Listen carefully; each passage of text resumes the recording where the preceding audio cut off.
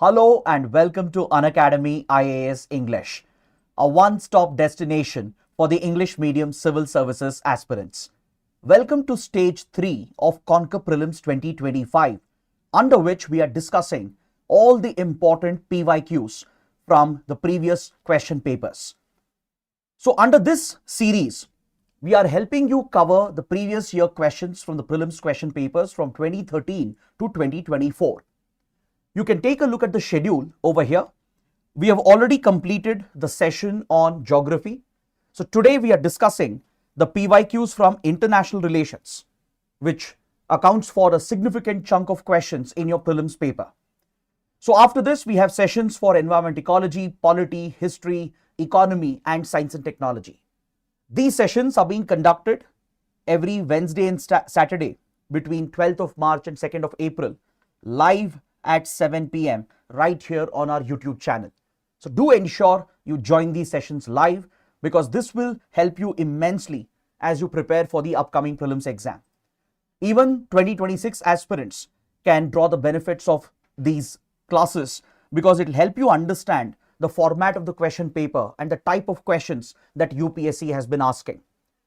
So before we start, if you guys are liking our initiatives and benefiting from them, do support us with your likes and comments. And don't forget to subscribe to our channel. Now let's take a look at the approach that we are going to follow in today's class. So today I'll be taking up IR questions not only from 2013 to 2024, but there are few questions from 2011 as well, when the new prelims format was introduced by UPSC. There are few interesting conceptual questions which we are going to discuss and a number of factual questions based on current affairs of that particular year, because of which these questions were given. Now let's understand how these PYQ classes can help you. See, when you look at previous year questions, you will understand the format and structure of the questions. You will understand the type of questions that UPSC has been asking. You will also understand why a particular topic was chosen by UPSC. So I will give you the context as well, along with a brief explanation. But more than the explanation, the focus and the purpose of the session is to help you get accustomed with regard to the format and the structure of the examination. PYQs are a great way to understand what to study and what not to study. It is as important as the syllabus that UPSC has given for us. In fact, when you're preparing for prelims or mains, along with the syllabus, one has to be thorough with the PYQs, the previous questions. That is how you can draw a boundary for your preparation and understand what to read and what not to read. So in today's session, I'll be breaking down the questions into different segments, so it becomes easier for you and becomes more organized as well. First, we'll look at few questions related to India's foreign policy, India's neighborhood, India's bilateral relations, and as well as policies of other countries which could have an impact on India. We have got few questions from this particular section. But most of the IR questions in the last 10 years, they have come from international organizations, groupings, treaties and conventions. This is where majority of the questions have come from. So we will spend sufficient time on this particular section. Then finally, we have also got questions based on places that were in news, be it a conflict zone or a country which was in news or a certain geographical feature which was in news. UPSC tends to ask these map-based prelims questions. So I will help you understand these questions as well. So before we start, I have a very important announcement. On 23rd March, the next Sunday, Unacademy is holding the Civil Services Scholarship Test. Now this is a great opportunity for all of you to attempt full-length question papers. At 11 a.m. and 5 p.m. you can attempt not just the GS paper 1 but CSAT paper as well, and it will help you attempt full-length mock tests. Plus you stand to win attractive scholarships and rewards. The top performers can even get up to 100% scholarship on our IAS courses, along with the chance to win a number of exciting rewards, including tickets to the IPL which is coming up, and as well as some attractive rewards which includes iPads, tablets, smartwatches, etc. Now, how do you register for the test? All you have to do is click on the link provided in the video description below. Register yourself, ensure you take up the mock test on 23rd, and this scholarship test will give you the chance to win attractive rewards as well. So with this, let's get started with the first section and look at some questions related to India's foreign policy and India's neighborhood, and as well as India's bilateral relations and the policies of other countries which have an influence on India. So let me start with the first question from the 2011 paper. As I told you, UPSC introduced the new format of prelims in 2011, and in 2013 it underwent a major change and upgradation. But some questions from international relations in 2011 paper are very relevant because they're very conceptual, and it helps you understand what type of questions UPSC can ask. So let's start with this question, and I'll read out the question, I'll give a brief explanation and the answer. In the meanwhile, if you know the answer, start commenting the answers in the chat box. Let's see how many of you can get it right before I can take up the discussion. With reference to Look East policy of India, consider the following statements. India wants to establish itself as an important regional player in East Asian affairs. India wants to plug the vacuum created by the termination of the Cold War. India wants to restore the historical cultural ties with its neighbors in Southeast and East Asia region. Which of the statements given above is or are correct? Now, to answer this question, you should know what is the Look East policy of India. See, in 1991, when the Cold War came to an end with the disintegration and collapse of the Soviet Union, India not only lost a reliable friend and partner, but we also entered a new unipolar world where we needed new partners, new friends. Until then, the USSR had been an all-weather friend for India, especially at United Nations, constantly backing India's position. At the same time, India was dealing with a massive economic crisis, the balance of payments crisis, and this pushed the P.V. Narasimha Rao government to launch the Look East policy in order to diversify India's foreign policy. Prime Minister P.V. Narasimha Rao was a far-sighted leader who realized that India needed new friends. Given that USSR had disintegrated and collapsed, we needed new partners who could stand with India and support India diplomatically. And since we introduced the LPG reforms following the economic crisis, and as India liberalized, privatized and globalized its economy, we wanted investments from abroad. India needed markets in other countries in order to increase our exports. And we also needed access to critical raw materials. So this meant India would need reliable partners in international affairs. So with this purpose, the Narasimha Rao government diversified India's foreign policy and started paying attention to one of the extended neighborhoods of India, that is Southeast and East Asia region. So the primary goal was to build fresh alliances, elevate existing relations, and find new markets, attract foreign investments, and also access precious raw materials. So the primary focus of Look East policy was to revive our historical cultural ties with Southeast Asian and East Asian countries, build upon the close cultural links, and find new markets in these countries, attract investments from those countries, and also bring new technology as well from countries like Japan, South Korea, etc. And to promote cultural ties, historical relations, along with economic, defense, security, and strategic ties. So with this understanding, I think you'll be able to answer this question. So this was essentially a conceptual question based on an old topic. So we can easily answer this question based on what we discussed. Statement number 1 is definitely correct. India wanted to establish itself as an important regional player in East Asian affairs as well. Though Southeast Asia was the priority, even East Asia was a focus of Look East policy. The second statement, however, is wrong. It's completely incorrect. India's intention was not to fill the vacuum created by the end of the Cold War. Initially, for those who don't have conceptual clarity, they might think the statement is also correct, because India launched Look East policy after the end of the Cold War. But please read the statement carefully, understand what it is saying. The statement is saying that India wanted to plug the vacuum, the power vacuum that was created by the end of the Cold War. That was never our purpose. We never wanted to replace, let's say, the vacuum created by the disintegration of USSR. That was never the objective of look east policy. So statement 2 is wrong. Statement 3 is definitely correct. One of the focus areas of look east policy, I just mentioned that, was to rebuild our historical cultural ties with Southeast and East Asian countries, to tap the Buddhist linkages and leverage our cultural ties to establish close economic and strategic relations. So what's the correct answer? Option B, 1 and 3 only. I hope some of you got the answer right.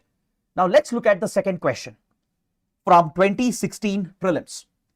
The Belt and Road Initiative is sometimes mentioned in the news in the context of the affairs of which country or which grouping?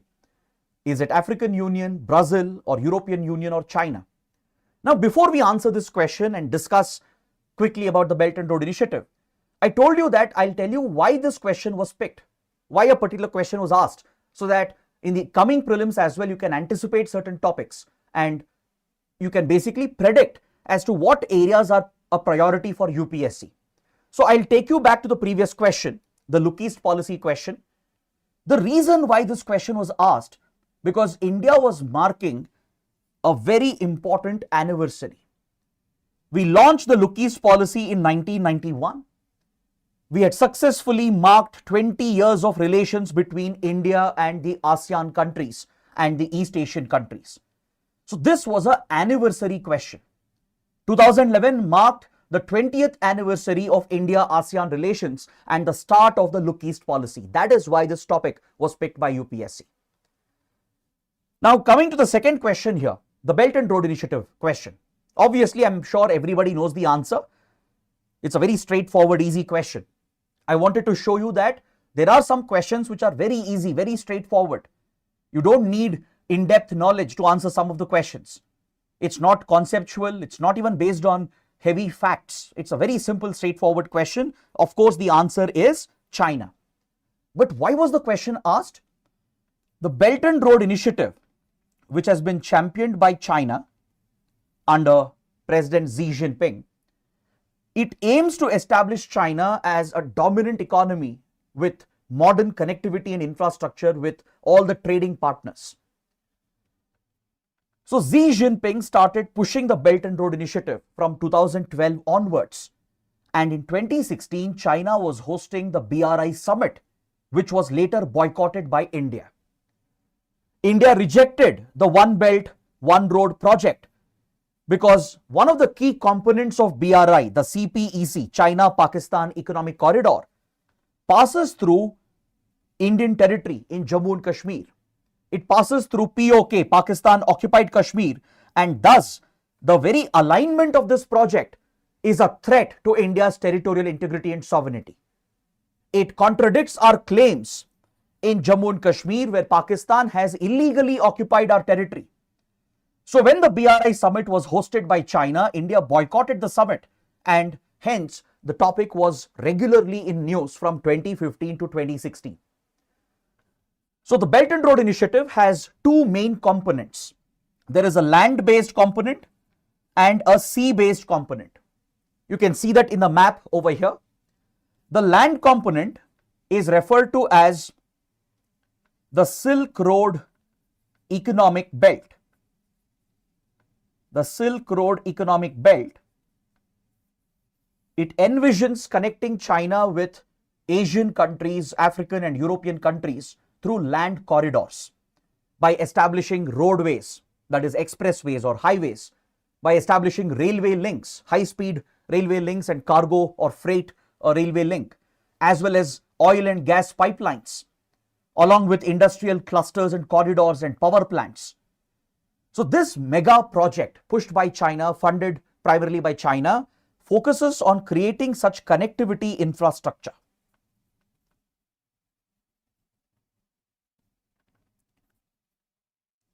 It mainly focuses on establishing roads, railway lines, pipelines, industrial corridors, power plants, so that China can get closely connected with all the important countries in South Asia, Southeast Asia, Central Asia, West Asia, Europe, and beyond. Then if you look at the sea-based component, it's known as the 21st Century Maritime Silk Road. The 21st Century MSR, Maritime Silk Road project, to revive the glory of the maritime route.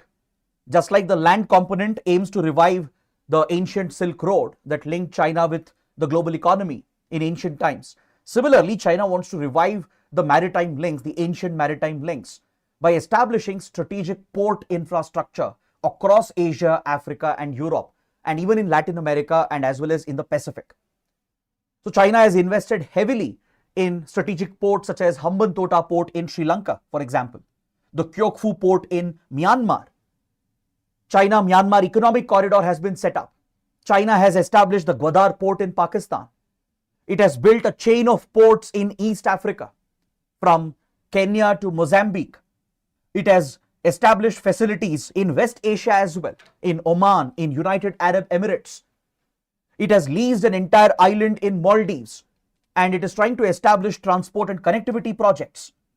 And even as far away as South America and South Pacific, from the Solomon Islands to Peru, Brazil, China is trying to expand its infrastructure across these countries. Recently, if you remember, Brazil has boycotted the Belt and Road Initiative, as Brazil would like to maintain neutrality between US and China. So given this new development, there could be a possibility where UPSC might repeat a question on this particular topic. See, this is where PYQs can actually help you. Don't think UPSC never repeats a topic. Maybe the same exact question will not come, but the topic might be repeated. There have been recent developments. Brazil, as I said, has quit the Belt and Road Initiative. Italy also has recently quit the Belt and Road Initiative. There are many new BRI projects which China has set up and inaugurated in the last 12 to 15 months. So you can anticipate more questions on the Belt and Road Initiative. Let's move on to question number 3. What is the importance of developing Chabahar Port by India? It was asked in 2017 prelims. These are the options which have been given. Now let me tell you why the question was asked and a quick explanation, and then we'll come to the answer. See, the Chabahar Port that India has built in Iran was in the news because we had signed a trilateral agreement with Iran and Afghanistan to operationalize the trade corridor that would link India with Iran's Chabahar Port, via which we could link and connect with Afghanistan. This trilateral trade agreement and transport agreement was established, and India, Iran, Afghanistan started trading as well through the Chabahar route. And that is why this topic was picked up. The answer obviously is option C. India will not depend on Pakistan for accessing Afghanistan and Central Asia. That is the primary purpose of Chabahar Port, the strategic purpose for India. So let me show you the map and help you understand why Chabahar Port is so crucial, and any other points related to it which can be important for a possible question in the coming days. Let's discuss that quickly. See, India enjoyed very good relations with the then Afghan government before the Taliban took over. Of course, this question was asked in 2017. Taliban took power again in 2021, right? So India had very good ties with the then Afghan civilian government. We invested heavily in Afghanistan, investing up to $3 billion, and executed many key projects. We funded the parliament building in Kabul. India set up the Salma hydropower dam. We also built a strategic road in Afghanistan connecting Zaranj with Delaram. Zaranj is a border town located on the Iran-Afghanistan border. This section of the highway was built by India because India had a grand ambition to connect with Afghanistan. See, ideally, the shortest and the most practical route to connect with Afghanistan and even with Central Asia would be via Pakistan. But problem is, Pakistan would never give us transit access. Given the state of relations between India, Pakistan and the constant tensions, Pakistan would never give transit access to India. Even if it were to give transit access, it would not be a reliable route. Because you never know, Pakistan might cut off the access for India when tensions rise between the two countries, or it might use terrorist groups to target the trade route. So it would never be a viable, reliable route for India. Now, some of you might say, sir, in the map I can see a direct border between India and Afghanistan. That is correct. In the official map, you do see a direct boundary existing between India and Afghanistan. This small, narrow land corridor that you see here is the Wakhan corridor of Afghanistan that links with the Gilgit-Baltistan region of India. But unfortunately, we don't have control over this territory because Pakistan is in illegal occupation of the territory over here, which we refer to as POK, Pakistan Occupied Kashmir. So since we claim all these areas which are under the illegal occupation of Pakistan, official maps do show this small border, around 96 to 100 kilometers border between India and Afghanistan. But in reality, that border doesn't exist. If at all that border existed, we could have directly linked with Afghanistan and even linked with Central Asian countries. We could have connected with Turkmenistan, Uzbekistan and Tajikistan through the Wakhan corridor. Because see, Central Asia is very rich in resources and India has great relations with Central Asian countries. But since connectivity via Pakistan is not feasible and we don't have access to Wakhan corridor, we had to work out an alternate route. And this alternate route was through the Arabian Sea. India invested in the strategic Chabahar Port, located in the Sistan Balochistan province of Iran. And the idea was to connect Chabahar Port with a road and railway link to Zahedan, which is a border town of Iran located on the Afghan border. So from here, we could connect this route with the Zahedan Zaranj Dilaram highway, which was built by India, and extend this road all the way till Kabul and Central Asia, giving us direct access to Afghanistan and Central Asia by bypassing Pakistan. That was the primary purpose. Now, this topic has been recently in the news again. Last year in 2024, India-Iran have signed a long-term agreement extending the contract for 10 more years. There is an Indian company, Indian Ports Global Limited, IPGL, which operates the port terminal, the Shahid Behesti terminal at Chabahar. It is operated by an Indian company. So the contract for operating this critical port terminal has been recently extended by India and Iran. And there is a possibility that Iran might include India again in the Chabahar railway project, which previously was cancelled because of the frictions between India and Iran. When India followed the American sanctions in 2018 and cut off trade with Iran, especially oil imports, oil and gas imports, Iran was furious and it dropped India from the Chabahar railway project. So now there is a possibility with the improvement in India-Iran relations, there is a likelihood where we might come back with regard to the Chabahar railway project. And that is why the topic still remains relevant even today. Now let's look at question number 4. Recently, India signed a deal known as Action Plan for Prioritization and Implementation of Cooperation Areas in the nuclear field with which of the following countries? The question was asked in 2019 prelims. Now, as I discuss, can some of you let me know the right answer in the chat box? It's a very straightforward question, factual question, nothing much to discuss over here. In 2018, India signed this agreement. The focus was on prioritizing the implementation of certain nuclear projects with a key partner. So let's see how many of you know the answer. How many of you know the country with which this agreement was signed? Very good. Many of you are saying option B, Russia. Option B is indeed the correct answer. In 2018, India, Russia signed this agreement. And according to the agreement, Russia will be setting up nuclear reactors in India at a new site.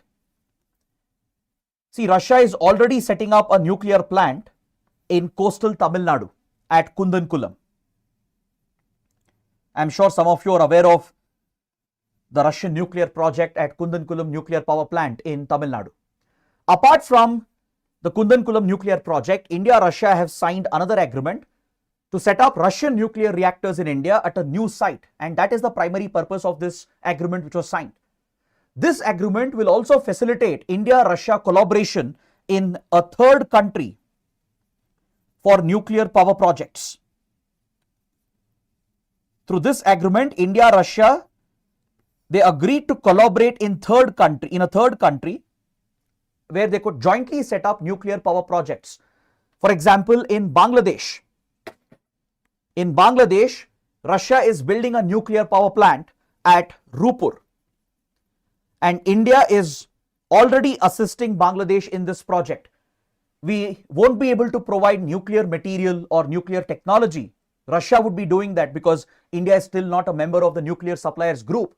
But India would be assisting Bangladesh in the construction of the plant, in ensuring the safety of the plant, and in providing assistance in the design of this nuclear plant.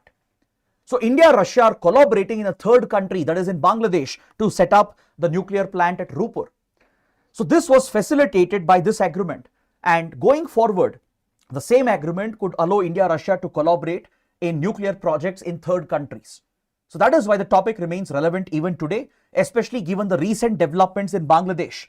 There might be a possible question on the Rupur nuclear project involving India and Russia. So with this, we complete the questions which had come from India's neighborhood, India's bilateral relations, etc. Now let's move on to the biggest portion of our IR PYQs, which is international organizations, regional groups and multilateral groupings, and important treaties and conventions. Because this is where we have got the maximum questions from international relations. So let's try to take up as many questions as possible so that you have a clear idea about what kind of questions have been asked, what is the structure, the format of these questions, and why these topics were picked by UPSC. So I think by now you would have realized that all the IR questions are driven by current affairs, current developments. So if you're reading newspapers regularly, if you're in touch with current events, and if you have a basic understanding of India's foreign policy, you should be able to answer all these questions. Most of them are quite easy, quite simple. So let's look at this question from 2015. There are 5 countries which have been listed, and the question is asking, which among the above are nuclear weapon states as recognized by the Non-Proliferation Treaty, the NPT? So first I'll give you the answer, then we'll have a small discussion on this. I'll tell you why the question was asked, then we can move on to the next question. The Non-Proliferation Treaty that was brought out in 1967, it came into force in 1970. The primary purpose of Non-Proliferation Treaty was to prevent the spread of nuclear weapons technology. It was aimed at curtailing countries like India from building and procuring their own nuclear weapons.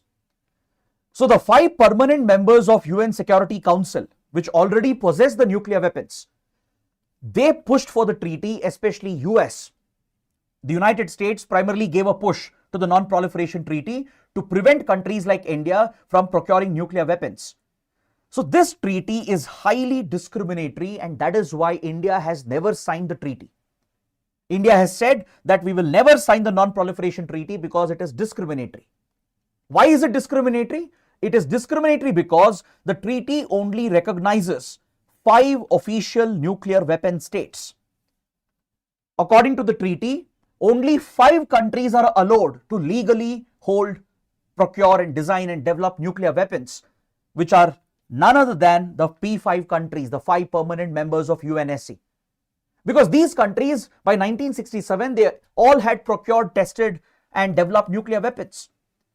United States, United Kingdom, USSR, France, and of course China. So this treaty was very conveniently designed to benefit the P5 countries alone, as only these 5 countries were recognized as nuclear weapon states. So if any other country which is not a nuclear weapon state were to sign the NPT, it basically means you are going to give up any pursuit of nuclear weapons, even in the future. If you have an active nuclear program, those non-nuclear weapon states will have to shut down their nuclear weapons program in exchange for civil nuclear cooperation. These P5 countries committed to assist the other countries by sharing civilian technology for power generation, for medical purposes, etc. But they will have to basically give up their pursuit of nuclear weapons. It prevents other countries, any country other than the P5, from ever developing and procuring nuclear weapons. So this was unacceptable to India.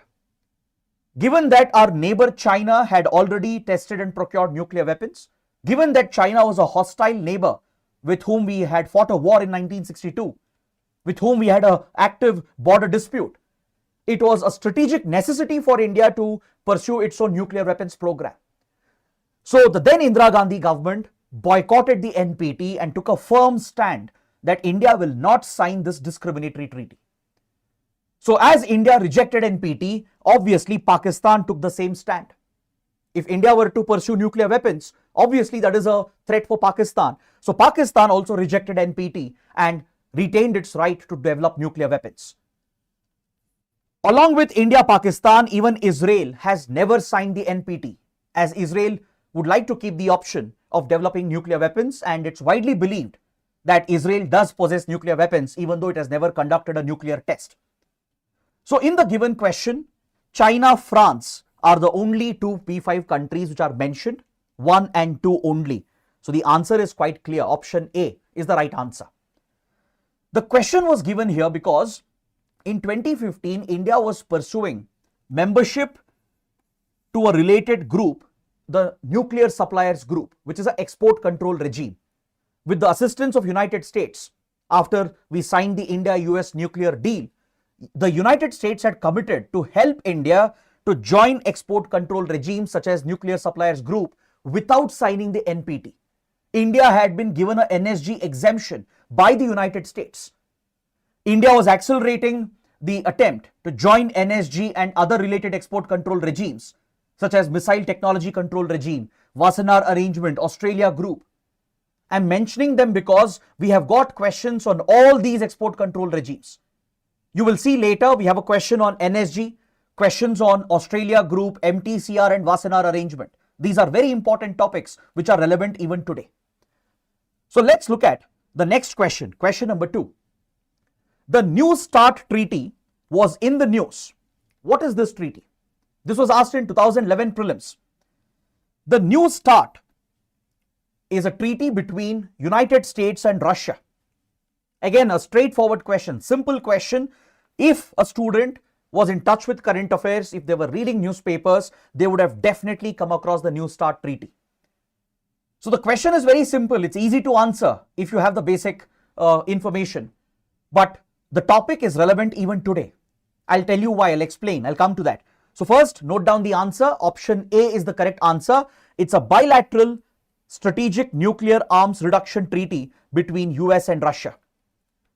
I hope you know that US and Soviet Union, at one point they possessed thousands and thousands of nuclear warheads and delivery systems. Even today, US and Russia have the largest nuclear arsenal. So to prevent any escalation and tensions between the two largest nuclear powers, several arms reduction treaties were worked out, especially after the Cold War came to an end. In 1991, START 1 treaty was signed between them, through which both countries agreed to place a cap, to place a limit on the number of nuclear warheads and intercontinental ballistic missiles, the long-range ballistic missiles that they could hold. So according to the commitment made under START 1, both US and Russia started decommissioning some of the warheads and intercontinental ballistic missiles, and they eventually reduced the stockpile of their nuclear arsenal. So this has made the world more stable. So START 1 was all set to expire by 2010-2012. Parallelly, they had signed another treaty called SALT, Strategic Offensive Arms Reduction Treaty, in early 2000 to bring down the number of strategic offensive weapons they had in their arsenal, which includes long-range missiles such as intercontinental ballistic missiles. So SALT was going to expire in 2009. START 1 was all set to expire in 2012. So they needed a new treaty to replace these treaties. So New START was negotiated in 2010 and it came into force in 2011 and it replaced SALT treaty. So that's why the topic was in the news in 2011. That's why this question was asked. Now, why is New START relevant even today? New START is still relevant because Russia has suspended its participation in the START treaty, the New START treaty.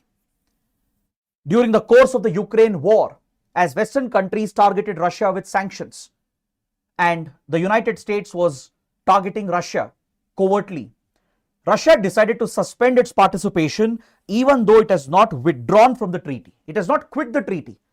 The countries have the option to quit the treaty, but Russia has not quit. It has not withdrawn. It has merely suspended its participation, meaning it may not adhere to the limits placed by the New START treaty. Now, the New START is going to expire next year. The New START will expire in 2026. And if US-Russia relations do not improve, there may not be an arms reduction treaty between the two largest nuclear powers. So that's another reason why the topic is still relevant. You can expect questions even today related to New START and the arms reduction treaties between US and Russia. See, Donald Trump, when he became the president during the first term from 2016 to 2020, he had withdrawn US from another arms reduction treaty known as INF, Intermediate Range Nuclear Forces Treaty. This treaty covered intermediate range missiles, the medium range ballistic missiles, which could deliver nuclear weapons. There was a limit placed both on US and Russia under the INF treaty, and both sides were supposed to cooperate with each other to ensure that there is no miscalculation which could lead to a nuclear war. But Donald Trump withdrew US from the INF in 2018 because he believed that China was accelerating its pursuit of medium range and long range missiles, which is a threat for United States. So to compete with China, US got into an arms race by withdrawing from the INF, and later Russia also withdrew from the INF. So if the New START expires next year in 2026, and if there is no new treaty between US and Russia, basically for the first time since Cold War, since the end of the Cold War, the world will be left without an arms reduction treaty between US and Russia. So that is why the topic is very important, very relevant even for the upcoming exam. Now let's look at the next question. Recently, the USA decided to support India's membership in multilateral export control regimes called Australia Group and Wassenaar Arrangement. What is the difference between them? Again, a question from 2011. I told you, right, that US started supporting India to gain membership of 4 important export control regimes.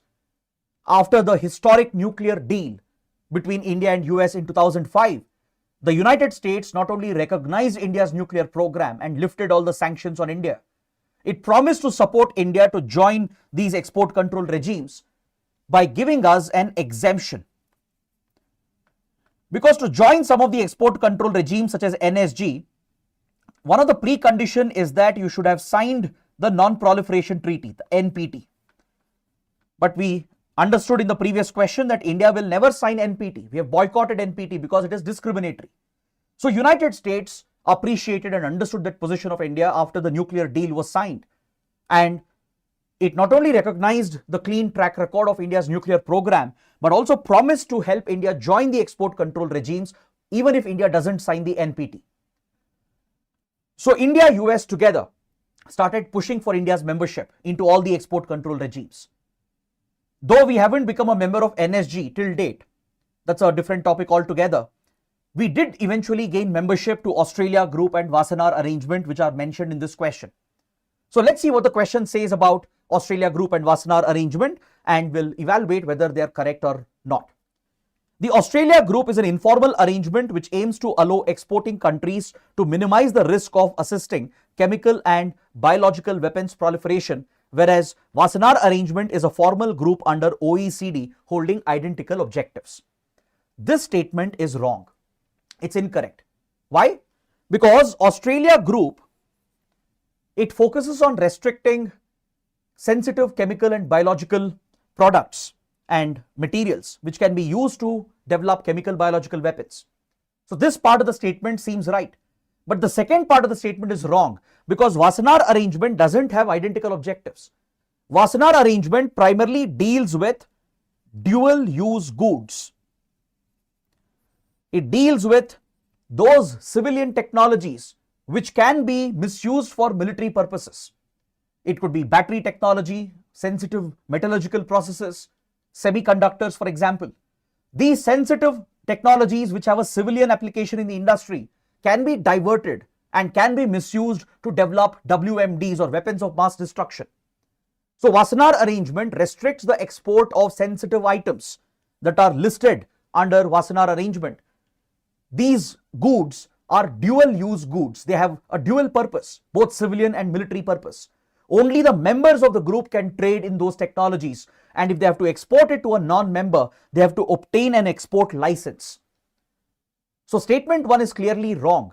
While Australia group restricts sensitive chemicals and biological materials which can be used for chemical biological weapons, Wassenaar arrangement deals with an entire list of dual use items. Second statement says Australia group comprises predominantly of Asian, African, North American countries. This is wrong. In fact, there are no African countries in Australia group. From Asia, there are very few countries. Japan, and recently India also joined Australia group in 2018. So Japan, India would be from Asia. But the question says predominantly the members are from Asia, Africa and North America. This is wrong. Though there are North American countries in Australia group, there are no African countries. Then if you look at the membership of Wassenaar arrangement, it says the members are predominantly from European Union and the Americas region. That is correct. Most members of Wassenaar arrangement are from the Western world.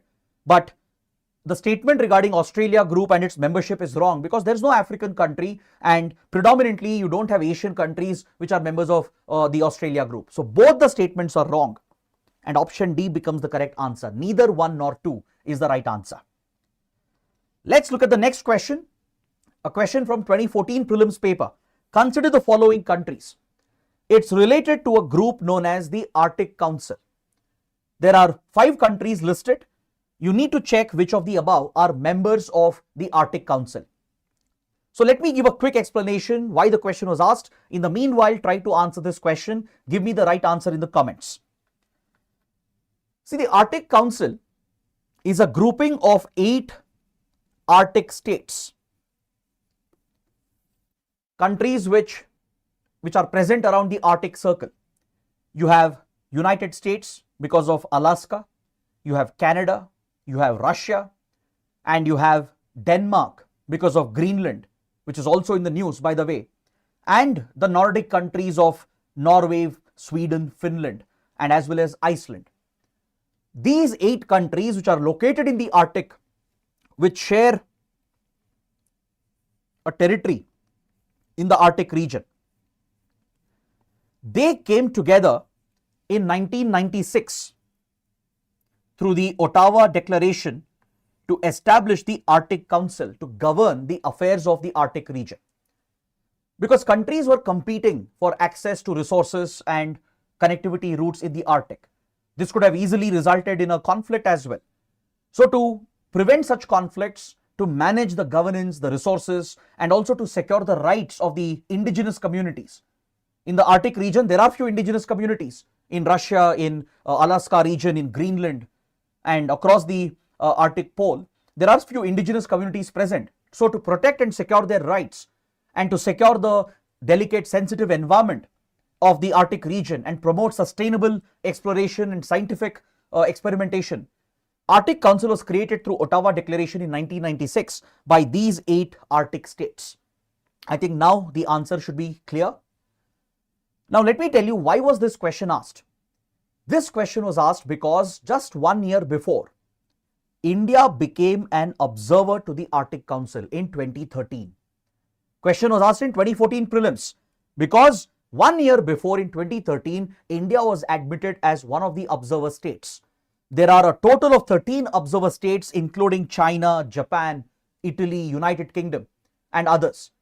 Even though they are not present in the Arctic region, they can take part with the discussions and negotiations of the Arctic Council.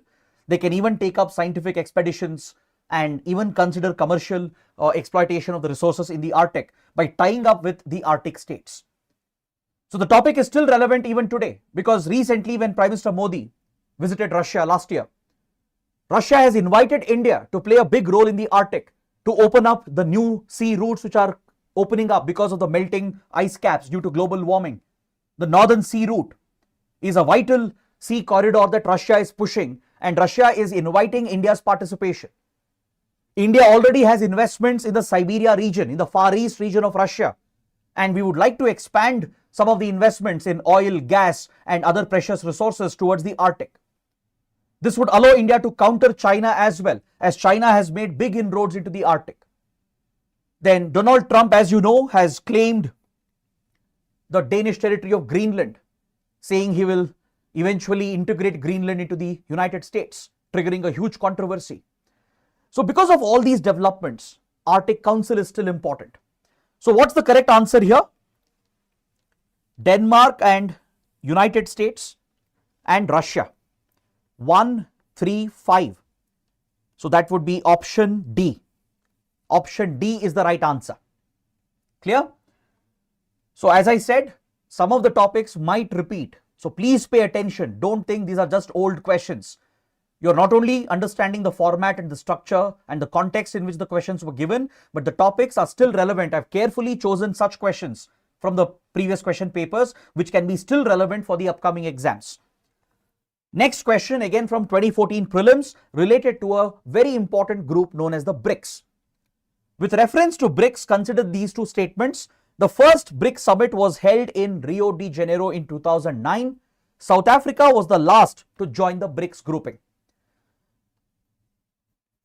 See, the BRIC was an acronym coined in 2003 by a very well-known economist from Goldman Sachs. Jim O'Neill, a top economist at Goldman Sachs, the then chief economist, he coined the term BRIC, pointing out that these were the emerging economies which had the greatest potential for the coming decades in terms of economic growth. So as the world witnessed the global recession in 2008-2009, the idea that emerging economies could work together, it basically was realized by these countries. In 2006 itself, the foreign ministers of BRIC countries had met, and following the global recession of 2008-2009, the first ever BRIC summit was held not in Rio de Janeiro, which is in Brazil, but it was held in Russia at a place known as Yekaterinburg. So such points can be important. When it comes to important groups, multilateral groups and regional organizations, the first summit, where it was held, who were the founding members, these details will become important for you. So clearly statement 1 is wrong, it's incorrect. The next year in 2010, South Africa joined the group and it became the BRICS. The BRICS countries have challenged the Western domination of the global financial system. They have been pushing for reforms of Bretton Woods institutions, the World Bank and the IMF, which is primarily controlled by the US and the European Union respectively. They have been pushing for reforms of World Bank and IMF, which has not happened because US dominates World Bank and European Union dominates the IMF. They have treated developing countries unfairly. For example, when India faced the economic crisis in 1991 and we took support from IMF, the IMF placed conditions on India which had to be implemented. Now look at Sri Lanka, look at Pakistan, which have taken IMF bailout. They had to follow the conditions laid down by IMF, which eventually will end up benefiting Western companies and Western investors. So this is something that the global South has always resisted. So BRICS started championing a new financial architecture. In 2014, at the Fortaleza summit in Brazil, the BRICS countries established new institutions. The NDB, the New Development Bank, as a counter to the World Bank, and Contingent Reserve Arrangement as a counter to the IMF. I think now you know why the question was asked. The question was given in 2014 because of the huge development that took place at Fortaleza summit, where BRICS countries inaugurated the New Development Bank and the Contingent Reserve Arrangement. They had taken the decision in 2013 itself. In 2013, they had announced that they are going to set up a development bank which would function just like the World Bank, providing development assistance and funds, and a contingent reserve arrangement which would provide emergency liquidity for countries facing an economic crisis, just like IMF does. So they inaugurated these facilities in 2014, and that's why this question was asked. So statement 1 is wrong, statement 2 is correct. South Africa was the last to join BRICS. See, don't forget, the question was asked in 2014. I know there are new members who have joined BRICS, but that has happened in the last 2 years, from 2024 onwards. I'll come to that point. But please understand, this question was given in 2014. So at that point, South Africa was the last member to join BRICS. So statement 2 is correct. B is the right answer. So which are the new members? You can see the entire list provided over here. In 2024, BRICS underwent a major expansion with the addition of new members: Egypt, Ethiopia from Africa, Iran and UAE from West Asia. They had also invited Argentina and Saudi Arabia, but Argentina rejected the membership. Saudi Arabia is yet to join because United States sees BRICS as a threat, and Saudi Arabia, being an ally of the US, it didn't want to choose sides. It wanted to be neutral between US and the BRICS countries. The topic is very relevant because recently Donald Trump has threatened 100% tariffs on the BRICS countries if they push de-dollarization, if they start trading with their national currencies, and if they bypass the American dollar to reduce the dependency on the US controlled financial system. Donald Trump has threatened 100% tariffs. So BRICS can still be very relevant. Recently, there is another new member which has joined, Indonesia. At the start of this year, in January 2025, Indonesia has joined the group as the latest member. So please make a note of all these key developments because all these topics are still very, very important even today. Coming to the next question from 2015. 3 groupings have been listed. We have the APEC, Asia Pacific Economic Cooperation, ASEAN, and East Asia Summit. And the question is asking, India is a member of which of the following groups? Some students find the question to be a little difficult. That's because they wouldn't know the membership of these groups. But those who have that basic knowledge, for them it's a very easy question, very simple question. See, APEC, Asia Pacific Economic Cooperation, was set up in 1989. It consists of 21 members from Asia Pacific region to focus on economic cooperation. India is not a member of the group. We have tried. India has tried applying, we have tried seeking membership, but many countries have not supported India's entry because technically India is not a part of the Asia Pacific. We are part of the Indo-Pacific, but not part of the Asia Pacific. So only the APEC countries found in the Asia Pacific region, they are allowed to join the group, and India is not a member. But we do participate as an observer. India does hold observer status, but we are not a member. Then coming to ASEAN. ASEAN is a regional grouping of Southeast Asian countries. It's a political, economic, and security grouping that brings 10 Southeast Asian countries together. You have Myanmar, Indonesia, Singapore, Thailand, Malaysia, Philippines, Brunei, Laos, Cambodia, Vietnam. All these 10 countries are part of ASEAN. Obviously, India is not part of it. See, we have close relations with ASEAN. We have a regular India-ASEAN summit. We have a free trade agreement as well. But India is not a member of ASEAN. It's a group only for Southeast Asian countries. Now, recently, a new member has been admitted, but it is yet to join, Timor-Leste. If it completes the formal process, it might become the 11th member to join ASEAN. And also, India is renegotiating the free trade agreement, the agreement with regard to trade in goods, because the FTA between India and ASEAN has adversely affected few sectors in India. Our domestic sectors have taken a hit because of the cheaper imports that have flooded from ASEAN to India. So these topics are recently in the news. So anything related to ASEAN can be very important. Then coming to East Asia Summit. India is a member of East Asia Summit. What is East Asia Summit? It's a summit of ASEAN countries, the 10 ASEAN countries with its 8 dialogue partners. ASEAN has given the dialogue partner status to 8 major powers of the Indo-Pacific. This includes India, China, South Korea, Japan, US and Russia, Australia and New Zealand.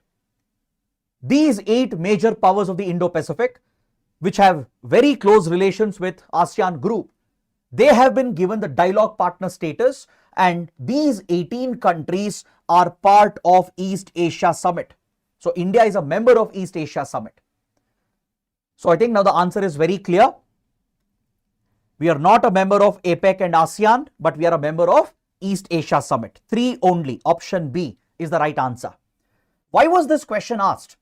The context is very important. In 2014, when Prime Minister Modi was sworn in and a new government was formed in India, Prime Minister Modi upgraded the Look East policy to Act East policy, paying more attention, giving more focus to Southeast and East Asian countries. So because of this development, UPSC asked this question based on the groupings from Southeast East Asia region. So I hope you can see the connection here. See, that is the whole purpose of these PYQ classes. I'm sure many of you might be aware of these questions, you might know the answers as well. But the idea is to understand why the question was asked, so that later, that is for the next prelims, you can anticipate based on the recent developments, what kind of topics can be picked, what kind of questions can come. So let's move on to the next question.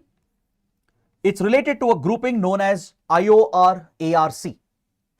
With reference to Indian Ocean Rim Association for Regional Cooperation, consider the following statements. Now, can you guys tell me what is this group currently known as?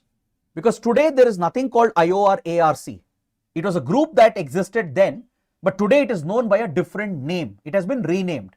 Can you tell me in the comments what is the new name of this group? So let's read the statements. It was established very recently. See, question was asked in 2015. So what does very recently mean? Maybe 2013 or 2014 or 2012. That's what you mean by very recently, right? The statement says it was established recently, maybe 1 or 2 years ago, 3 years ago, in response to incidents of piracy and accidents of oil spills. This statement is wrong.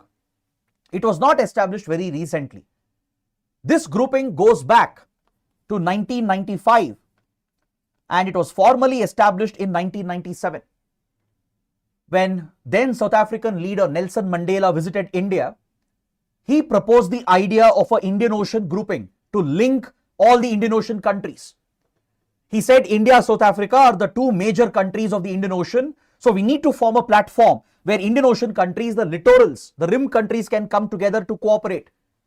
Based on this idea proposed by Nelson Mandela, India, South Africa and Mauritius, these 3 countries established the Indian Ocean Rim Association for Regional Cooperation, or IOR-ARC. So this group has been renamed. Let's see in the comments if anybody has answered. Very good. Some students have answered correctly. Today it is known as IORA. The name has been simplified. It's just known as IORA, Indian Ocean Rim Association. It's a grouping of Indian Ocean countries, which are the rim countries of the littorals of the Indian Ocean. So it was set up in 1997. And today there are 23 member countries from across the Indian Ocean region with many dialogue partners. It's one of the largest and most important groups of the Indian Ocean, and India is a founding member, a leading power of the group. It allows India to push its influence and establish its presence in the Indian Ocean. So this group is very, very important. Second statement says it's an alliance meant for maritime security only. This statement is also wrong. See, you can safely assume a statement to be incorrect if there are extreme words which are used by UPSC. If a statement says that this group is only for maritime security, just think for a second. Can such a group, which is based on regional cooperation, would it just focus on maritime security alone? It's a very extreme statement to make. So even if you don't know the answer entirely, you can make a safe calculated guess. You can try to eliminate, even though UPSC has eliminated the elimination method itself. At least if such questions repeat, you never know, UPSC might repeat elimination based questions. So you can try to take out such extreme statements. So both are incorrect. Option D is the right answer. Neither 1 nor 2 is the correct answer. Now look at the member countries. You can see them over here. You have many countries from the Indian Ocean, 23 of them, which are members of IORA. from India to Australia to South Africa.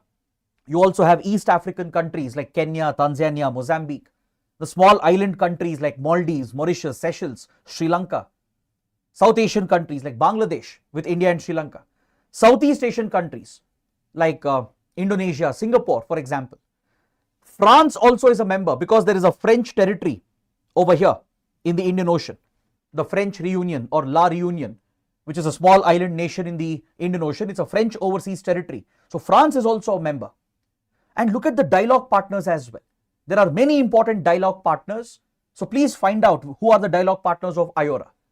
You have United States, you have Russia, you have United Kingdom, China, Japan. All these major powers are dialogue partners with regard to IORA grouping. And you can see the priority areas. If you go through the IORA charter, the constitution of this group, you will notice that there are many priority areas. It's not just maritime security. Maritime security is a focus, definitely.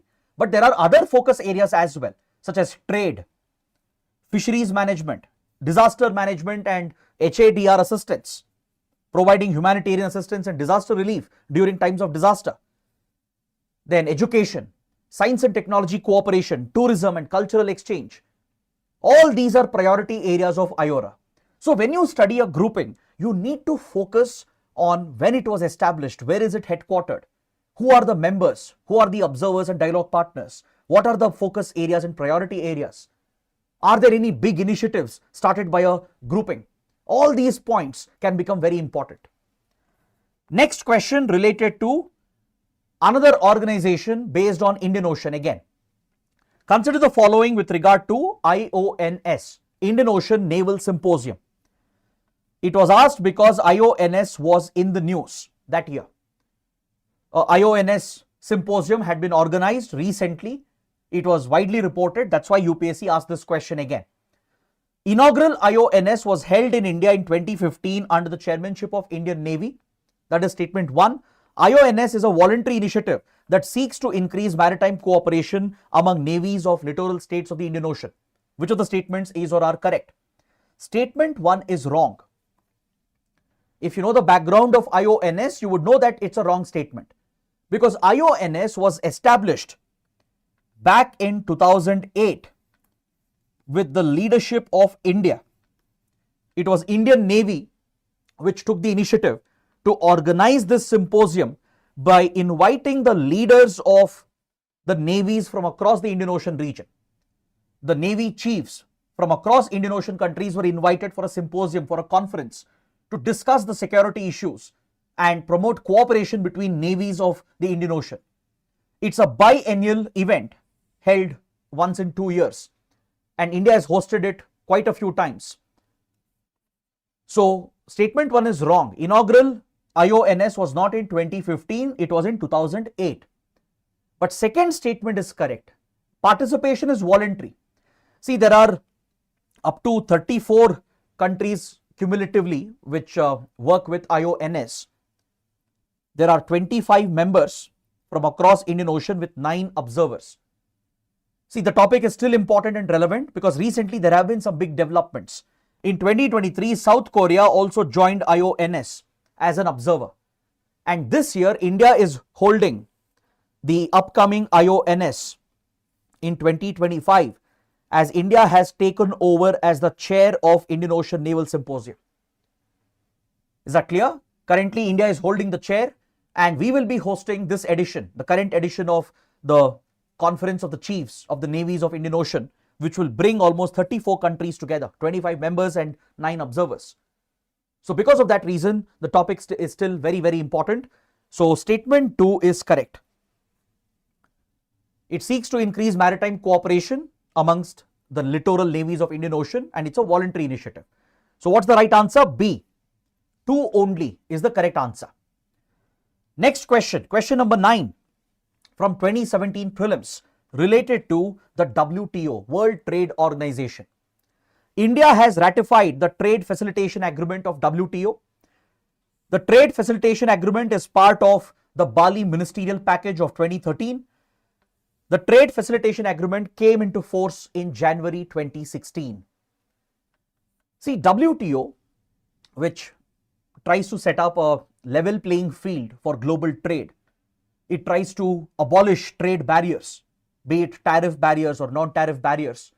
It tries to facilitate the easier movement of goods, services, and investments. It proposed a trade facilitation agreement at the Bali Ministerial in 2013. This agreement will basically facilitate the faster movement of goods across borders. It will help in reducing the non-tariff barriers. It will help in improving logistics and facilitate faster movement of goods from one country to another. So this agreement was brought out in 2016 and India ratified the trade facilitation agreement. That is why this question was given in 2017. But however, third statement is wrong. See, 1 and 2 are correct. It was part of the Bali Ministerial in 2013. It was proposed back then. It was brought out for signatures in 2016. India ratified it. 1 and 2 are definitely correct. But 3 is wrong. It entered into force in 2017, not in 2016. So correct answer is 1 and 2 only. Option A is the right answer. Next, question number 10. Sometimes UPSC can surprise us with some vague topics which nobody would have heard of. See, until now, whatever topics I chose, the questions, it was all related to well-known organizations and institutions. We had questions on BRICS, questions on WTO, questions on IOR-ARC. But sometimes UPSC surprises everyone. These are the questions which are very difficult to answer, very difficult to predict. But again, the topic was in news. So you can't blame UPSC. The topic was definitely in the news, but it's a very vague topic which was chosen for this question in 2017, the Asia Pacific Ministerial Conference on Housing and Urban Development. It's actually a very minor conference. Most students would not pay attention to it, but UPSC chose to surprise everyone by picking this topic for a question. So be prepared for such bouncers. So if you are reading newspapers regularly, making notes, maybe you would have read such rare topics and you will still be able to answer them because the question is still easy and simple. But the point is, many of the students may not cover these topics. So what will you do if such a bouncer is given by UPSC? Something which nobody has heard of, something which is a very rare and minor topic. In such a worst case scenario, it's always advised to drop that question. Leave that question because there are many other questions where you can score. Don't try to make a guess if you don't know anything about the topic. Never ever blind guess. You will end up getting the wrong answer and negative marking will take you down. So please be careful. So this is a lesson. That's why I picked this question for a discussion. The first Asia Pacific Ministerial on Housing and Urban Development was held in India in 2006 on the theme Emerging Urban Forms, Policy Responses and Governance Structure. India hosts all the annual ministerial conferences in partnership with ADB, APEC and ASEAN. See, both the statements are wrong. Option D is the right answer. Why both statements are wrong? See, India did host the first ever ministerial in 2006. This part of the statement is actually correct, but the theme which has been given is wrong. The theme which is mentioned in statement 1 is incorrect. The theme of this first ministerial, which was hosted by India, was focused on sustainability. It was focused on a vision for sustainable urbanization in Asia Pacific by 2020 to uplift the slum dwellers in urban areas. That was the theme. So statement 1 becomes incorrect. Statement 2 is also incorrect. All the ministerials are not hosted by India. It is hosted by different countries in Asia Pacific turn by turn. It was hosted by Iran in 2008. Even this is a biennial ministerial held once in 2 years. It was hosted by Indonesia, later Jordan, South Korea, again India in 2016. That's why the question was given. As I said, it was in current affairs, in the news. But still, it's a very rare topic. It's a little hard if you haven't covered the topic to answer such questions. So if it is a bouncer, it's better you leave such questions. And the other option is to cover current affairs so thoroughly that you will not leave even such minor topics. And if a question comes, you will be able to answer them quite easily. Next, question 11 from 2018 prelims. Which of the above countries are free trade partners of ASEAN? Basically, the question is asking with which of these countries ASEAN group has free trade agreements signed. That is the question. Why was it asked in 2018?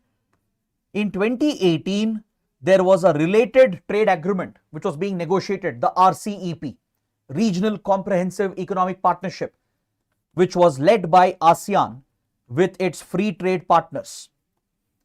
See, ASEAN has signed free trade agreement with 6 important countries in the Indo-Pacific region. Which are the 6 countries? India, China, South Korea, Japan, Australia, New Zealand. These 6 countries, they have separate FTAs with ASEAN. There is a India-ASEAN FTA which I was mentioning. Similarly, China has a FTA. Japan, South Korea, Australia, New Zealand, they all have individual FTAs with ASEAN group. So ASEAN and China were working to create a free trade area by bringing all these countries together under a mega free trade agreement known as RCEP. India was also part of the negotiations. From 2012, RCEP was being negotiated between these 16 countries, 10 ASEAN countries and the 6 FTA partners. But in 2019, India decided to quit because of domestic reasons. India was worried that we would be at a disadvantage because such a trade agreement, which includes China and developed economies like Japan, South Korea, Australia, could bring a flood of cheap imports which could destroy our domestic production. Our farmers, our MSME industry could have taken a hit. So there was a lot of pressure from the domestic producers to not sign RCEP. So in 2019, India quit RCEP negotiations. The other 15 countries have signed and established RCEP. So since RCEP talks were accelerating in 2018, this question was given. So what's the correct answer? You can eliminate Canada, eliminate United States. So Australia, China, India, Japan, 1, 3, 4, 5. That is your correct answer, option C. Next, question number 12, related to the International Atomic Energy Agency. The question was asked in 2018 because India's relations with IAEA was in the news. India had signed something called the Safeguards Agreement in 2009 following the India-US nuclear deal. We later signed the additional protocol to it and it started coming into effect. So UPSC chose a question. In the Indian context, what is the implication of ratifying the additional protocol with the International Atomic Energy Agency? So to answer this question, it's a slightly technical question. You need to know what is the Safeguards Agreement and what is this additional protocol. Without knowing those technical details, you won't be able to answer this question. It might appear to be a simple question, but without that background, without that information, it becomes a difficult question to answer. So let's see, what is the Safeguards Agreement?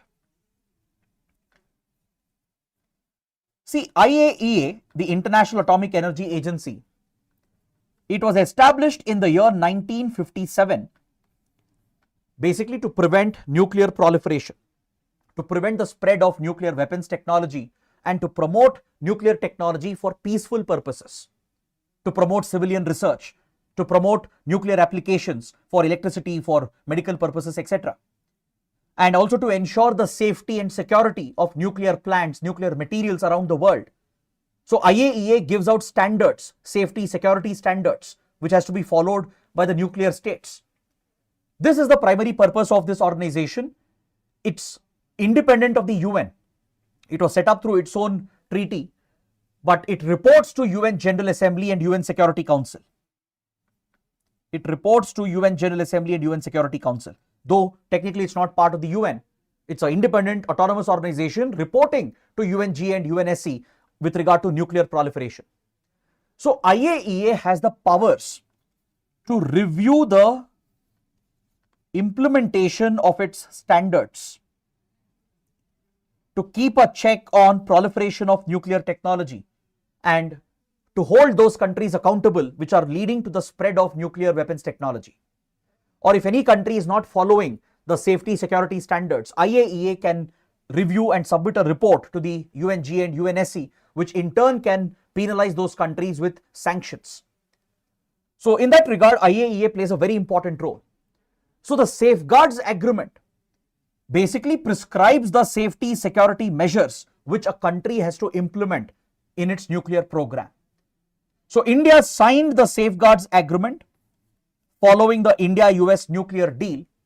By 2009, we signed the Safeguards Agreement, thereby adopting all the IAEA standards and thus ensuring the safety security of our nuclear plants. We also signed the additional protocol which would open up India and its nuclear reactors for a review by IAEA inspectors. IAEA has the power to conduct inspections if the additional protocol to the Safeguards Agreement is signed. So Safeguards Agreement provides the standards for safety and security to be followed. The additional protocol provides for inspection of those nuclear facilities by IAEA inspectors. So India segregated the civilian and military facilities after we signed the nuclear deal with the US. This was a guarantee we had given to the US that we will follow IAEA standards so that American nuclear companies can invest and set up nuclear reactors in India. And in return, US will help India to gain access to export control regimes and access nuclear material and sensitive technologies. So it was a win-win deal for both India and US. So following that nuclear deal with the US, we signed the Safeguards Agreement, later the additional protocol, and we separated our military nuclear reactors and civilian nuclear reactors. Why? So that IAEA can inspect only the civilian facilities, whereas we keep our military facilities away from any kind of international inspection. So that is the purpose of the additional protocol. The civilian nuclear reactors come under IAEA safeguards. That is the right answer. Option A. Clear? Question number 13. A related topic. Nuclear Suppliers Group, NSG, was asked in 2018 because India was aggressively pushing for membership to NSG. See, NSG is a 48-member grouping and it restricts nuclear commerce. It regulates nuclear trade. Only the members of NSG can trade in nuclear material and nuclear technology. And the condition to join NSG is that you should have signed NPT. If you don't sign Non-Proliferation Treaty, you're not admitted to NSG. That is the primary condition. This group was set up in 1974 following India's nuclear test, the first nuclear test of India, Operation Smiling Buddha. When India violated the Non-Proliferation Treaty and tested nuclear weapons, India was treated as a rogue nuclear state. And to restrict countries like India, Nuclear Suppliers Group was set up because allegedly India had used civilian technology from Canada and US as part of our nuclear weapons program. Because in 1950s, we had received civilian support in the nuclear domain from Canada and US. They had supplied nuclear material, nuclear reactors to India, which eventually contributed to our weapons program. So to ensure that nuclear material does not land in the wrong hands and to prevent its proliferation and spread, NSG was set up to regulate nuclear trade and commerce. Only the 48 members can legally trade with nuclear material and nuclear technology, and non-members are not allowed access to such technology. So US promised that India will be given membership, that US would influence other members so that India could also be admitted, because India by 2005 had established the credibility of its program. Our nuclear program has been a clean, transparent program with no case of leakage or accidents or proliferation, unlike Pakistan. So India-US were aggressively pushing for NSG membership to India because US had granted us the NSG exemption. India is the only country to be exempted from signing Non-Proliferation Treaty, and yet we would be accepted into the NSG. So with American help, India managed to convince most of the members of NSG, from Japan to France to many other countries. They started backing India's membership. But still we are not a member of this group. Why? Because one country, China, has been blocking India's membership. Because decisions at NSG are taken by consensus. All the 48 members have to agree for the addition of a new member. Though 47 countries are supporting India's entry without signing NPT, China is blocking India's membership. It wants Pakistan to be given the same treatment. It's asking why India is being given the exception. Why India is being admitted without signing NPT. If that is the case, even Pakistan should be given membership according to China. So by using this excuse, China has deliberately blocked India's entry into NSG. And because of all these developments, this question was given. So what is or are the consequences of becoming a member of NSG? Why is NSG such a big deal? What will happen when you join NSG? That is the question. It will have access to latest, most effective nuclear technologies. Obviously correct. That's what we understood. It automatically becomes a member of NPT. This is wrong. This is wrong. Just because you join NSG, automatically you will not become a member of NPT. Is that clear? To join NSG, there is a precondition, which is you have to sign NPT. And only India has been exempted from signing NPT, and we are allowed to join NSG without signing the NPT. But just because you join NSG, you don't automatically become a member of Non-Proliferation Treaty. So statement 2 is wrong. Correct answer is option A. 1 only is the right answer. Next, question number 14, related to International Labour Organization, the ILO. See, that's why such groups, organizations, they are very important. Specialized agencies of the United Nations, various organs of the UN, they are all very, very important for our exams. So this question is related to ILO Convention 138 and 182. It was in the news in 2018. That's why UPSC has asked this question. UPSC is asking these conventions, number 138, number 182, it's related to what? Child labor, adaptation of agricultural practices to global climate change, regulation of food prices and food security, gender parity at the workplace. The right answer is option A. Both these ILO conventions are related to the prohibition of child labor. So India became a signatory to these conventions. That's the reason why this question was given by UPSC.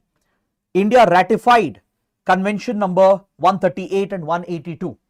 So convention 138 basically deals with the minimum age of employment to keep minors and children away from hazardous work and employment.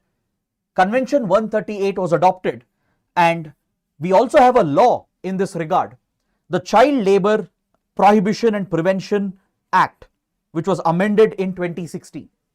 So as per this amendment, those who are below 18 years, right, those who are specifically between 14 to 18 years, they are prohibited from taking up hazardous work. Those who employ such children in the age group of 14 to 18 in hazardous industries will be penalized as well.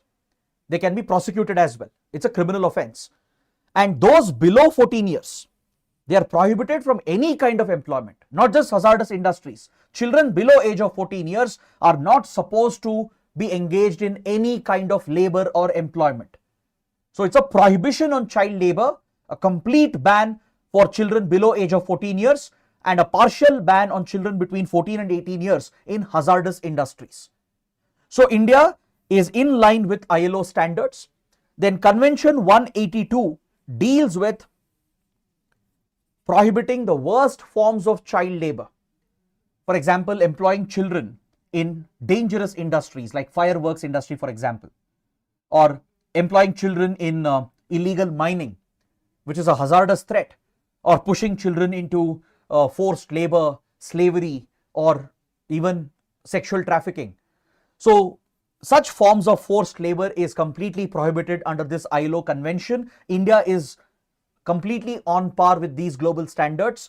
So we ratified these conventions, and that's why this question was picked by UPSC.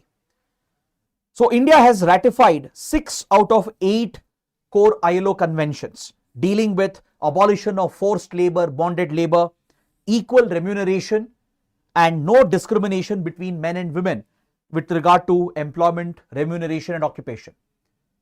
So apart from Convention 138 and 182 on child labor, we have signed these core conventions as well.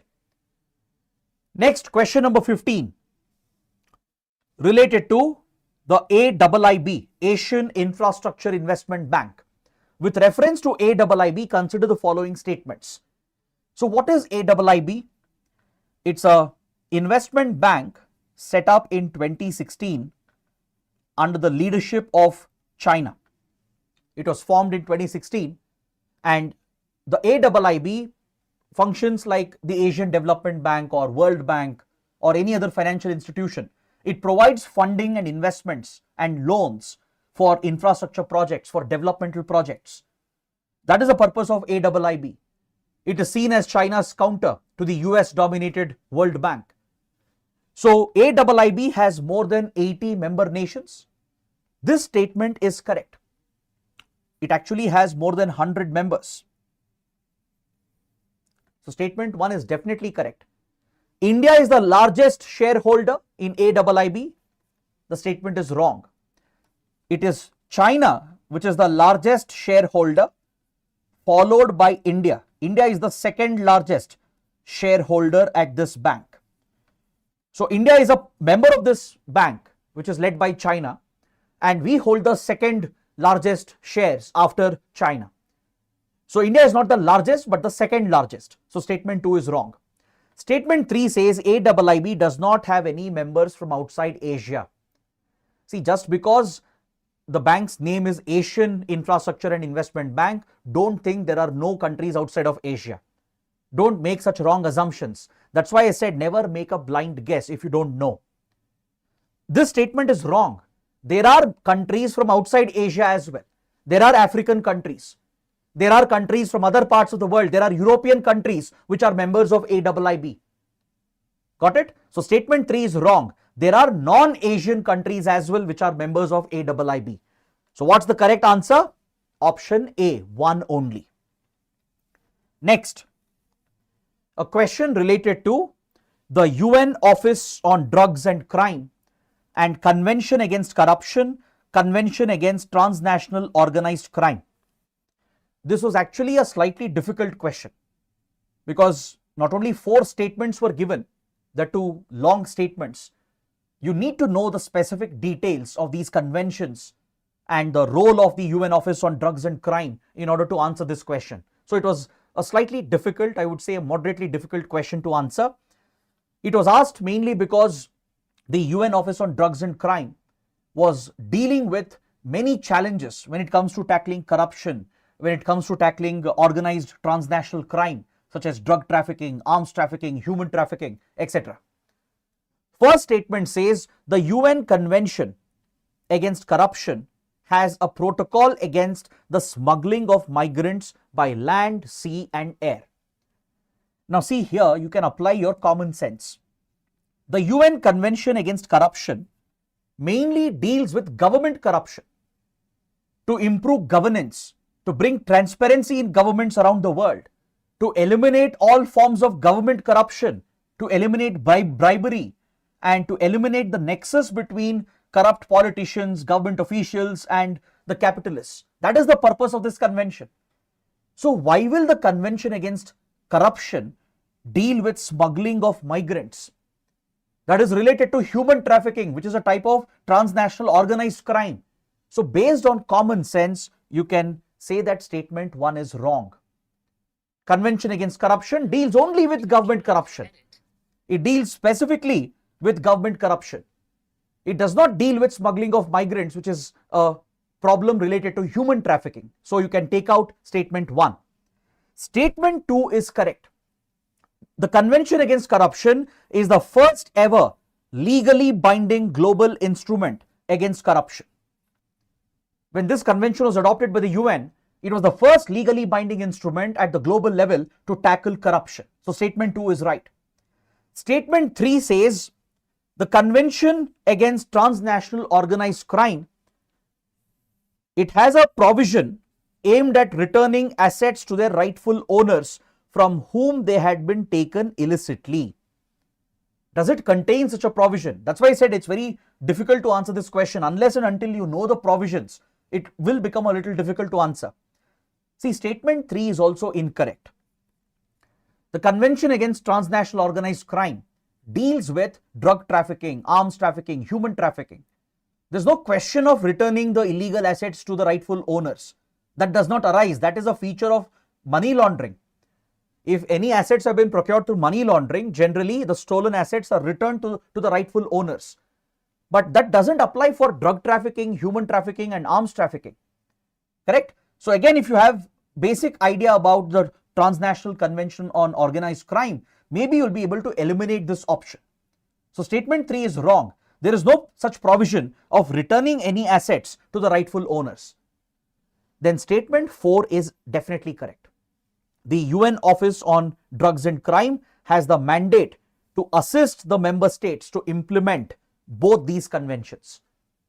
See, UN Office on Drugs and Crime is regularly in the news.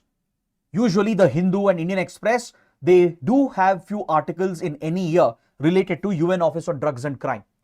So if you read up about this UN office, what is its role, what is its mandate, you would be familiar with the fact that it has a mandate to implement these two important conventions and assist the UN member states in tackling corruption and tackling organized crime.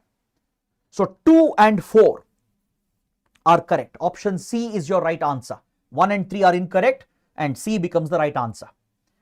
Question 17 from the 2020 paper related to the G20 group.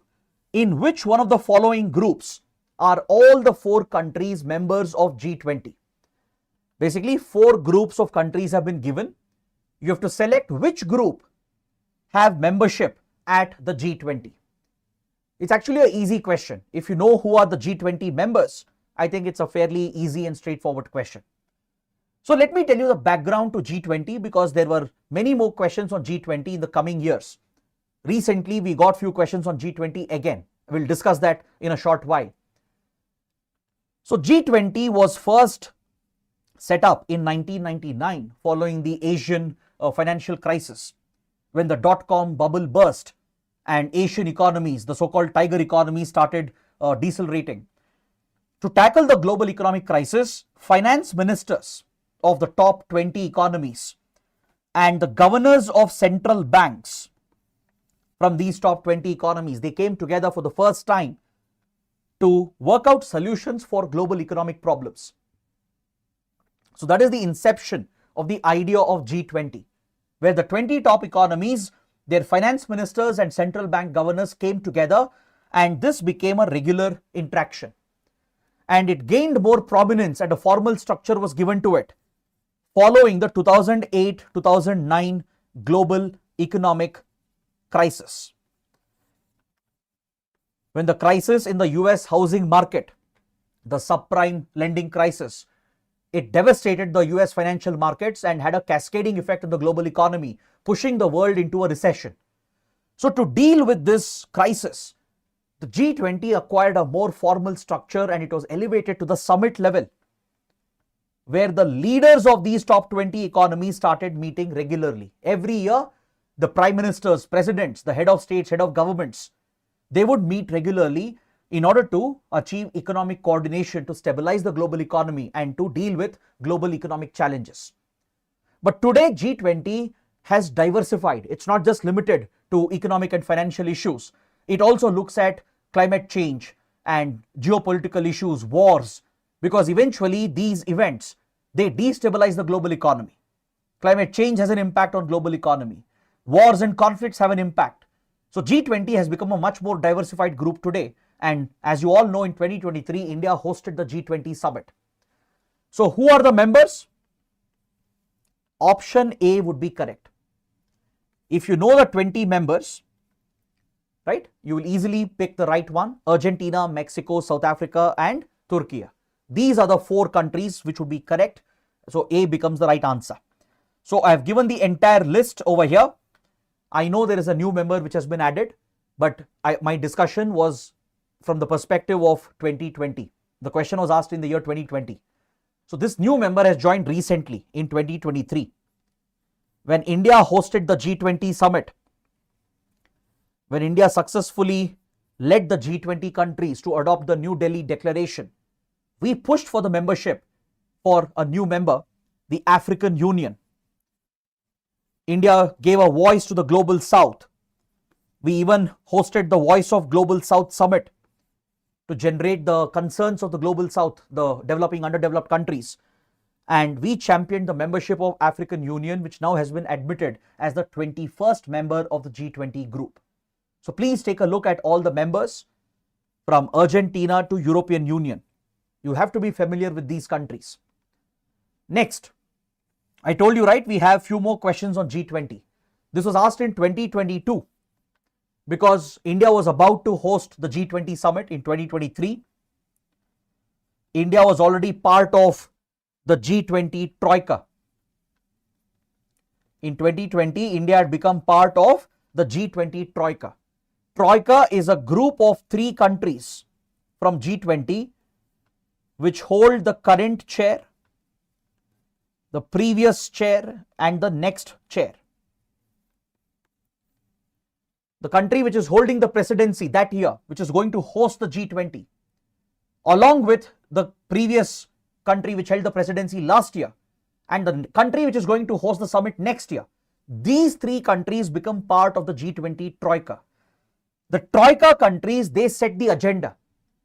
They decide the issues which have to be discussed. They try to work out a solution. So India had become part of the Troika in 2022 because next year in 2023, we were going to host the G20. So that is why this question was given on the G20 Common Framework.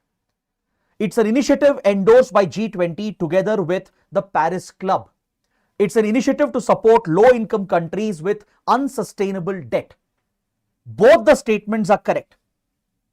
See, low-income countries, poor countries, developing, underdeveloped countries, which might have taken a lot of foreign debt, foreign loans, they might fall under a debt burden. They may not be able to service the external debt. They might deplete their forex reserves, and as a result, they'll fall into a financial crisis. So to help out such countries and restructure their debt, the G20 created something called as the Common Framework by working with the Paris Club of Creditors.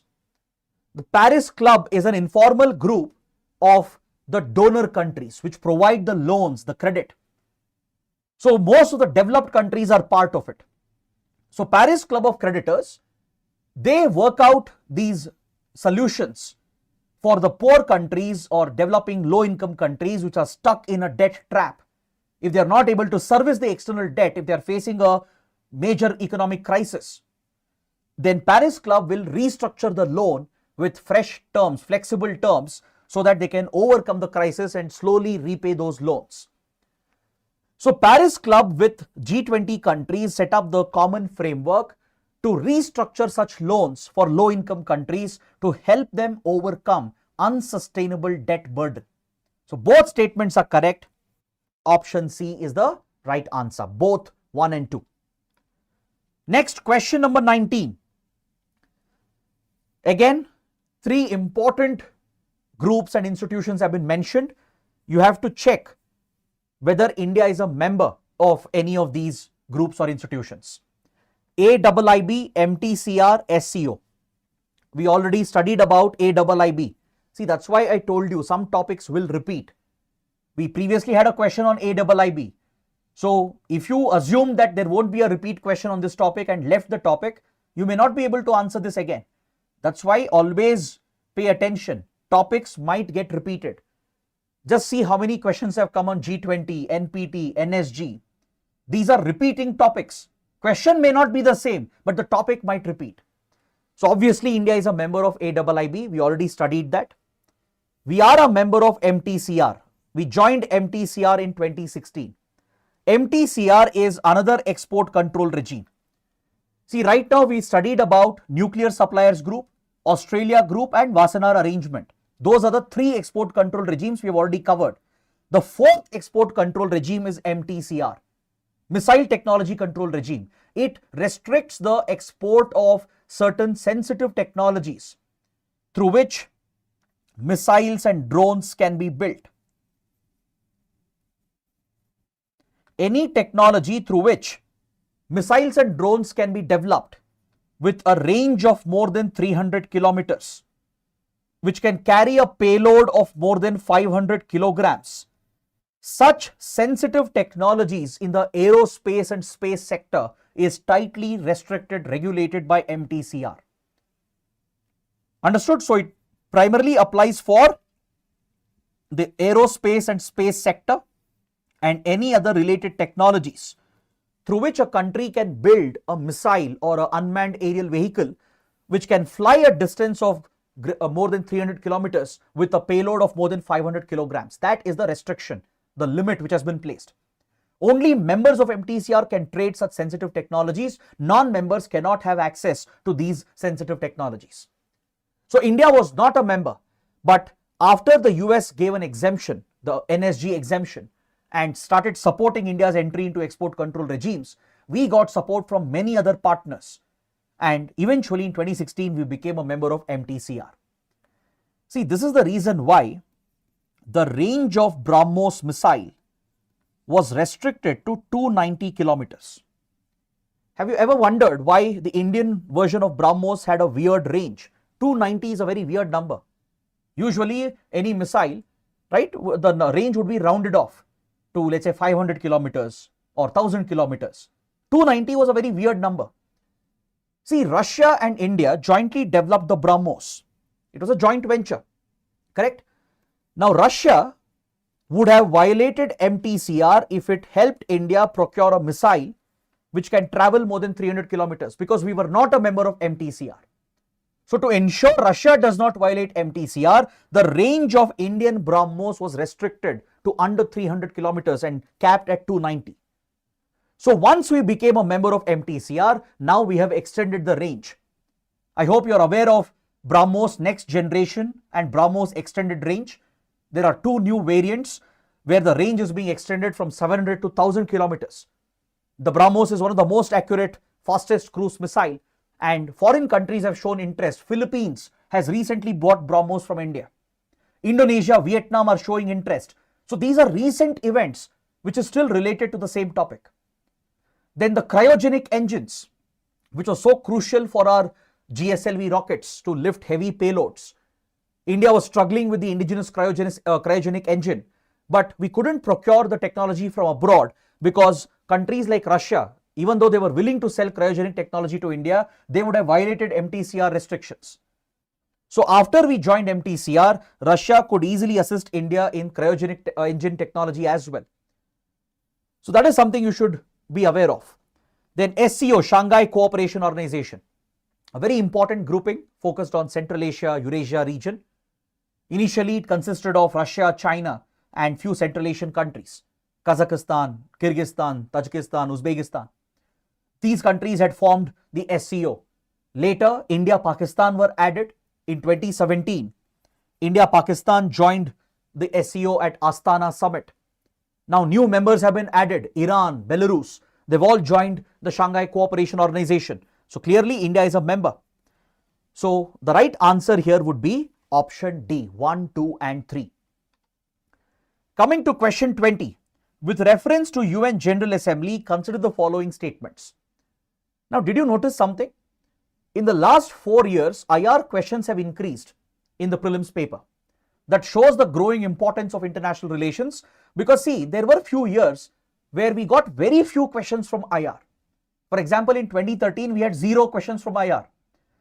In 2015, 16, 17 as well, we had very few questions, 3, 4, 5 questions. But from 2020 onwards, the number of questions have jumped significantly. Especially in last 3 years, we're getting 13, 14 questions, making it one of the most important subjects for prelims. So let's look at this question on UN General Assembly, which is a primary organ of the UN. The UNGA can grant observer status to non-member states? Yes, this is correct. It's a very factual question. If you know the role, functions of UNGA, you can answer this easily. Intergovernmental organizations can seek observer status in UNGA, correct? Intergovernmental organizations, like let's say IPCC, Intergovernmental, the council which basically pioneers scientific research in the field of climate change, right? Such intergovernmental groups and organizations can seek observer status to the General Assembly. It is allowed. Permanent observers, those regions or those countries or those organizations which have permanent observer status at UNGA can maintain a mission at UN headquarters in New York. Yes, even this is correct. Let's say a group like European Union or a region like Palestine. Palestine is not a country, but it does have permanent observer status. Or groupings like Organization of Islamic Cooperation, specialized agencies of the UN. They all have permanent observer status. They maintain a permanent mission at the UN headquarters to interact and work with the United Nations. So UNGA can grant observer status even to non-member states such as Palestine, for example. Intergovernmental organizations also can seek observer status, and permanent observers can maintain a mission at the UN headquarters. All three are correct. Option D becomes your right answer. So the mandate of UNGA is something that you should be familiar with. So similarly, study the mandate of all the primary organs of UN.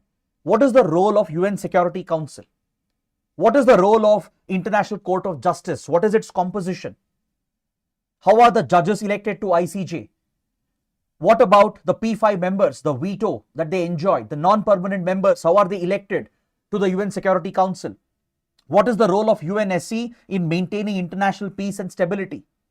What is the role of UNSC with regard to wars, with regard to countering terrorism, with regard to nuclear disarmament? The powers of UNSC to impose economic sanctions, the powers of UNSC to regulate and control the peacekeeping forces, issues related to UN peacekeeping forces. All these topics are important for your prelims. So please read about the primary organs of the UN and their role, their function, their composition. Next, question 21. With reference to UN Credentials Committee, consider the following. It is a committee set up by UNSC and works under its supervision. Traditionally, it meets in March, June, September every year. It assesses the credentials of all UN members before submitting a report to General Assembly for approval. Now, let me tell you why this question was asked. See, the Credentials Committee of the UN is actually a very insignificant committee. It's not very important. But still, UPSC asked this question in 2022. Why? Let me tell you, what does the Credentials Committee do? What is its work? What is its role? Then you will understand why the question was given. See, all the UN members, the 193 UN member states, they appoint their permanent representative. For example, India also has a permanent representative to the UN. Basically, an Indian diplomat from the Indian Foreign Service would be appointed by the government of India under the name of the president and sent as India's representative to the UN. Correct? Now, the United Nations has to accept the credentials of the representative of the country. There has to be a formal acceptance that this individual is the official representative of that country, of that state. This is the process of credentials and the acceptance of credentials. So, for example, when a country appoints a new ambassador, new high commissioners, they present their credentials in front of the President of India. There is a ceremony which is held. It's a largely a ceremonial event. Let's say US appointed a new ambassador to India, or let's say Pakistan appointed a new high commissioner to India. These foreign envoys, the ambassadors and high commissioners, they present the credentials, basically a formal letter from their respective governments stating that they have been appointed as the formal representative to engage in talks with India. These credentials are accepted by the President of India on behalf of Ministry of External Affairs. So this is largely a procedural process, a regular procedure which is followed, but it's not too important from an examination point of view. But why did UPSC ask this question then? Because in some countries, there can be a power tussle, right? In some countries, maybe the government has been thrown out and there is someone new who is in power and it may not have the legitimacy. In that case, who will represent that country? Will it be the representative of the former government which was toppled, or a representative of the new regime which has taken control? This happened in Afghanistan in 2021. When Taliban toppled the Afghan government and Taliban formed the interim government, nobody recognized the Taliban regime. So the question came up, should the previous Afghan representative be considered as Afghan ambassador to the UN, or should we accept a Talibani representative, an extremist group? should we accept their representative at the UN to represent Afghanistan? So this brought up the role of the Credentials Committee. It is the task of the Credentials Committee to verify whether this representative, this diplomat, is formally, officially appointed by the legitimate government of that country. That is the role of this committee. It is not set up by Security Council. It is actually set up by UN General Assembly. That's why statement 1 is incorrect. The Credentials Committee is set up by UNGA, not UNSC. It meets once every year, annually. In September, UNGA summit takes place, and following the September General Summit, the Credentials Committee is set up to accept the credentials of the permanent representatives of all the UN member states and complete the formal process, thereby recognizing these diplomats as the formal representatives of their respective governments. So it's not held in March, June and September. This is wrong. It's held only once a year after the UNGA summit in September. So statement 2 is also wrong. Statement 3 is correct. The role of this committee is to assess the credentials of the UN members before submitting a report to General Assembly. It will basically verify whether the representative is the official representative of the government of that country. Have they been officially appointed, or is there a crisis, a political crisis where a government has been toppled and illegitimate government has been formed? So in that case, a call has to be made by the UN as to the recognition to be given to the diplomat or the representative of that country. So the report is submitted to the General Assembly, based on which General Assembly will decide as to who will be recognized as the legitimate representative of that government. So 3 is correct. Option A, 3 only, is the right answer. Next, with reference to UN Convention on Law of the Sea, consider the following statements. The UN clause, which is frequently in news. The UN Convention on Law of the Sea defines the maritime boundaries for countries, and any disputes related to maritime boundaries are settled as per the provisions of UN clause. So given that there are many such issues, especially in South China Sea and East China Sea, where China has aggressively claimed a territory from others, violating UN clause provisions, this UN convention is regularly in the news. And also, as an extension to UN clause, the BBNJ was negotiated and adopted in 2022. Biodiversity beyond natural jurisdiction. So a new regulation was created and a new set of international framework was created to manage biodiversity in the high seas where no country has jurisdiction.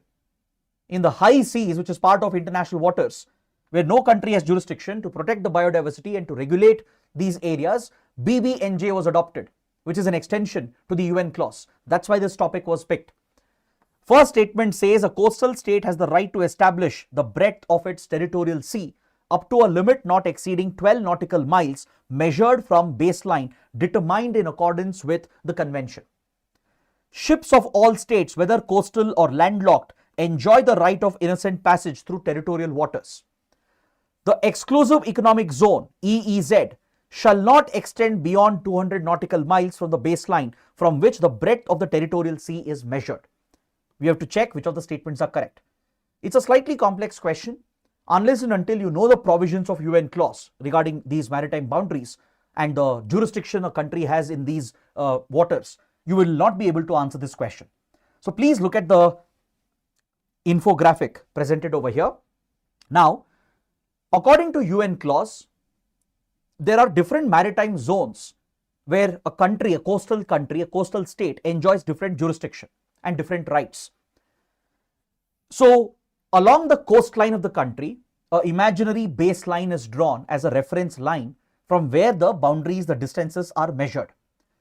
So any water present beyond or essentially behind the baseline, for example, a lake, a lagoon or an estuary, the backwaters, these are classified as internal waters of that country, and the coastal state will have full sovereignty, full jurisdiction within the internal waters. So in the backwaters, lagoons and estuaries, the concerned coastal state will have full rights and full jurisdiction, and all the laws will apply.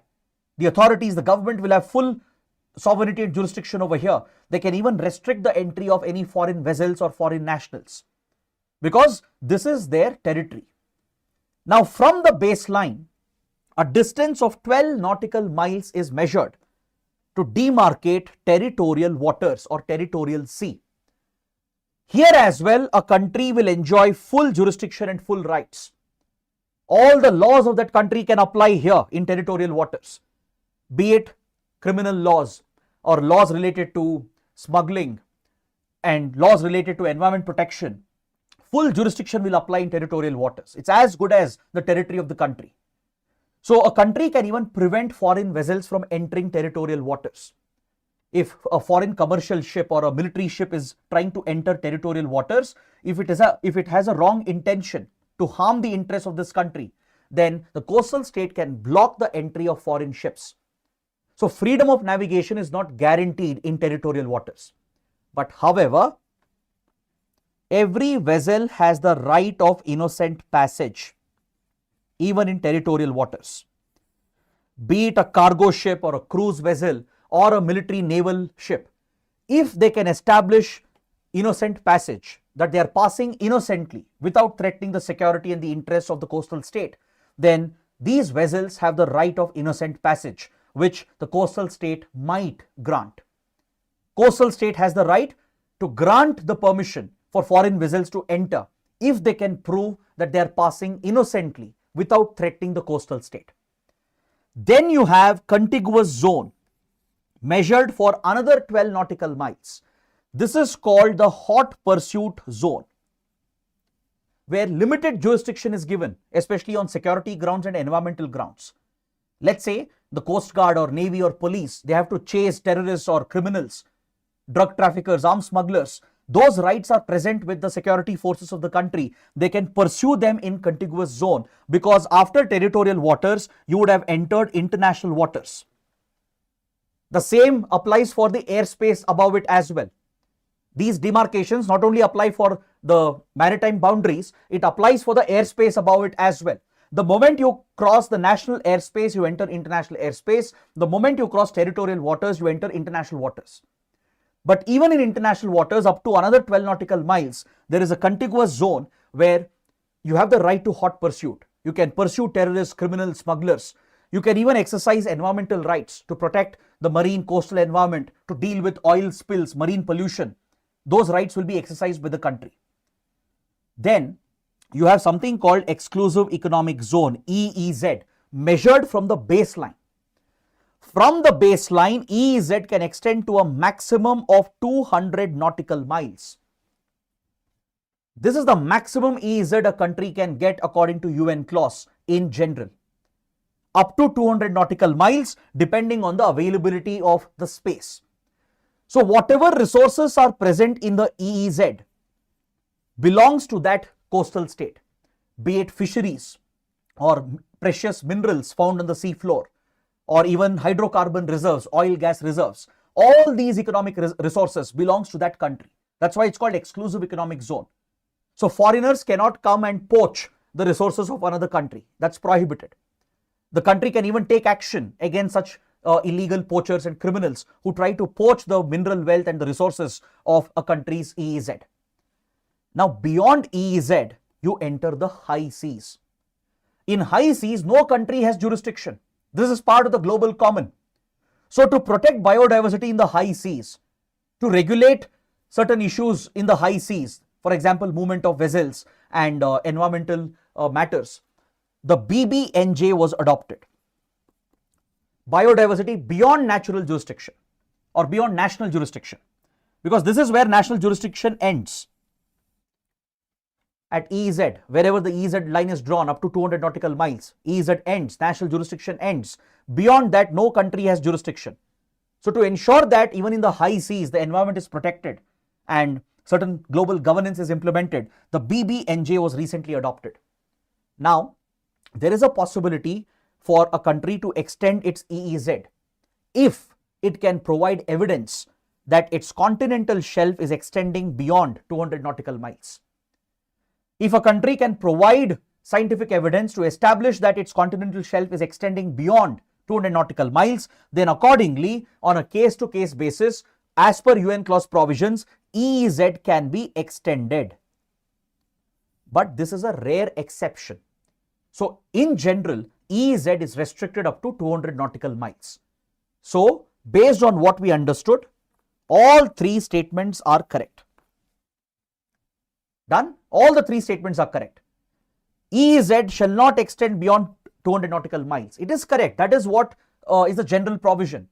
The extension of EEZ based on the continental shelf limit is an exception. So statement 3 is still correct. Next, question 23 related to Organization of Turkic States. Which of these countries are members of this group? See, this group was in the news because it underwent a restructuring and renaming.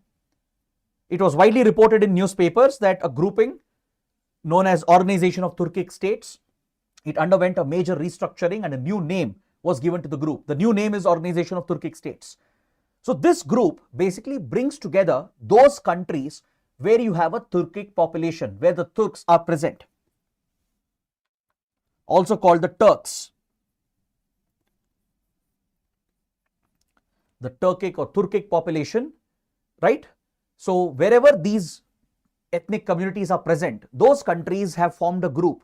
It was established in 2009 and in 2021 it was restructured and renamed as Organization of Turkic States.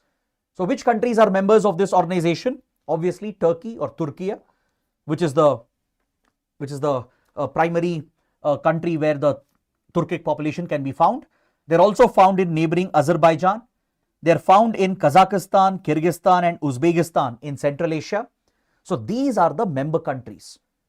Apart from that, Turkmenistan and Hungary and Northern Cyprus, which is not a recognized country by the way, only Turkey recognizes Northern Cyprus because it has annexed Northern Cyprus from Cyprus. So these three have observer status. Hungary, Turkmenistan and Northern Cyprus have observer status, whereas Azerbaijan, Kazakhstan, Kyrgyzstan, Turkey and Uzbekistan are the members. So I think now the answer is very clear. It's a very factual topic, nothing much to discuss. 2 and 5. That is the right answer. Option C becomes the correct answer for this question. Next, which of the following statements best describes the polar code? I'll give you the answer. It's again a factual question. It was based on current affairs of that year. It is the International Code of Safety for ships when they operate in polar waters, be it in the Arctic or the Antarctic. When ships are operating in the polar areas, they have to follow certain safety norms. The International Maritime Organization has few conventions which have been adopted. There is the SOLAS Convention, safety of life at sea. To guarantee the safety of the crew, ships have to follow certain standards, protocols to prevent accidents, to prevent disasters. So to ensure the safety of life at sea and also to tackle marine pollution, there is a convention called MARPOL, the Convention on Marine Pollution. These are conventions adopted by International Maritime Organization, which is one of the specialized agencies of the UN. So in 2021-22, the Polar Code was adopted and India also ratified the Polar Code. To guarantee the safety of life at sea and to tackle marine pollution in polar areas, this code was adopted, which has to be followed by all the countries and the ships and vessels that navigate through polar areas.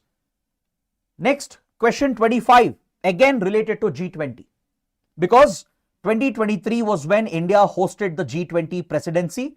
So UPSC asked one more question. So we have got 3 questions on G20 alone.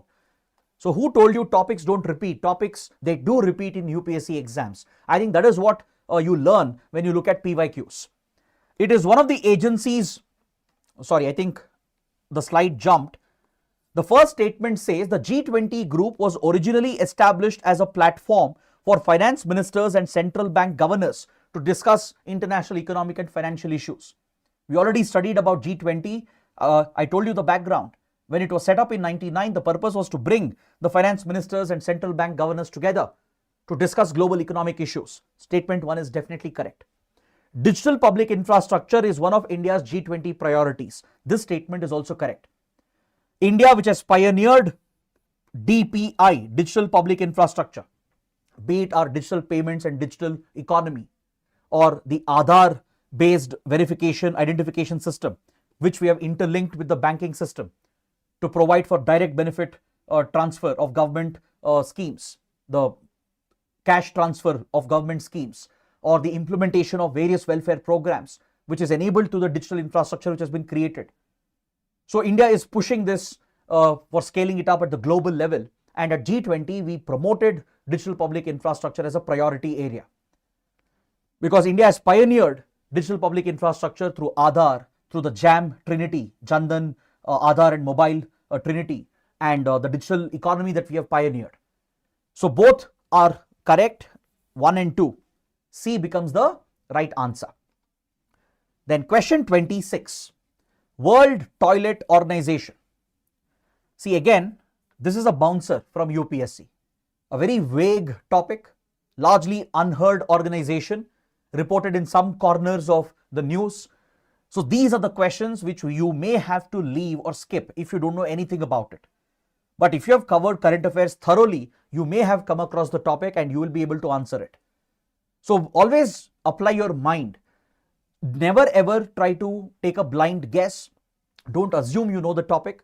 If you haven't heard about it at all, if it's completely alien to you, trust me, it will be difficult for other students as well.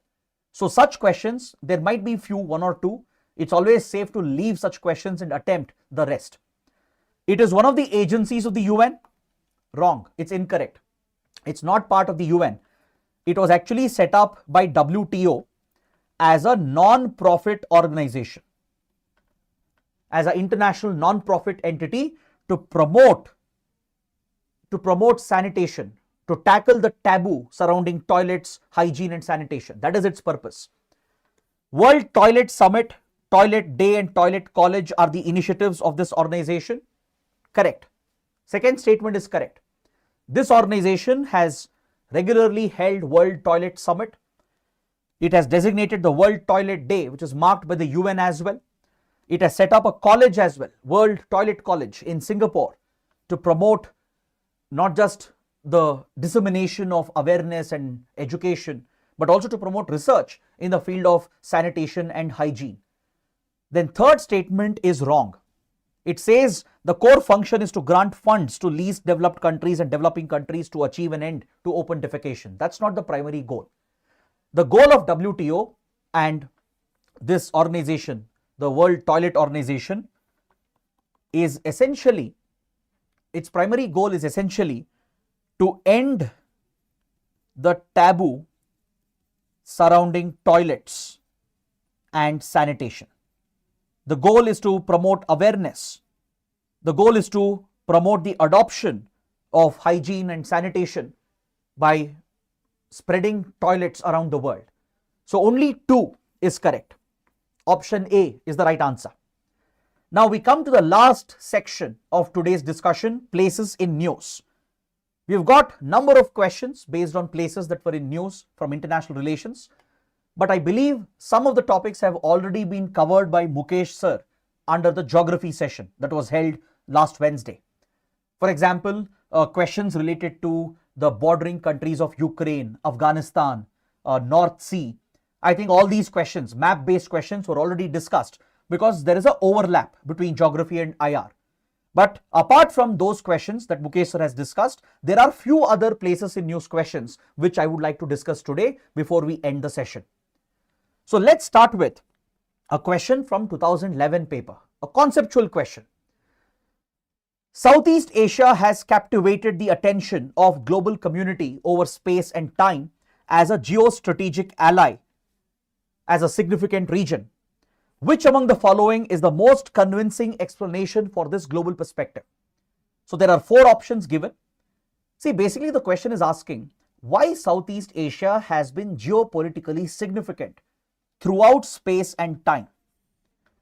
Be it the physical location of Southeast Asia or over time, since ancient times to modern time, Southeast Asia is critical.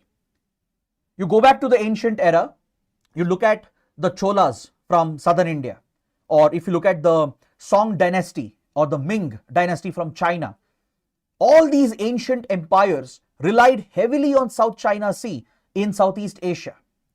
In medieval times as well, look at the colonial period, how European colonial powers depended on Southeast Asia to further their trade routes, to colonize different parts of Asia. Look at the modern era, be it the World War period, be it the Cold War era, or the present day, the contemporary times. Indo-Pacific today is the most happening region, and Southeast Asia is at the heart of Indo-Pacific. The question is asking, why is Southeast Asia so important with regard to its location, its spatial location, and its temporal location?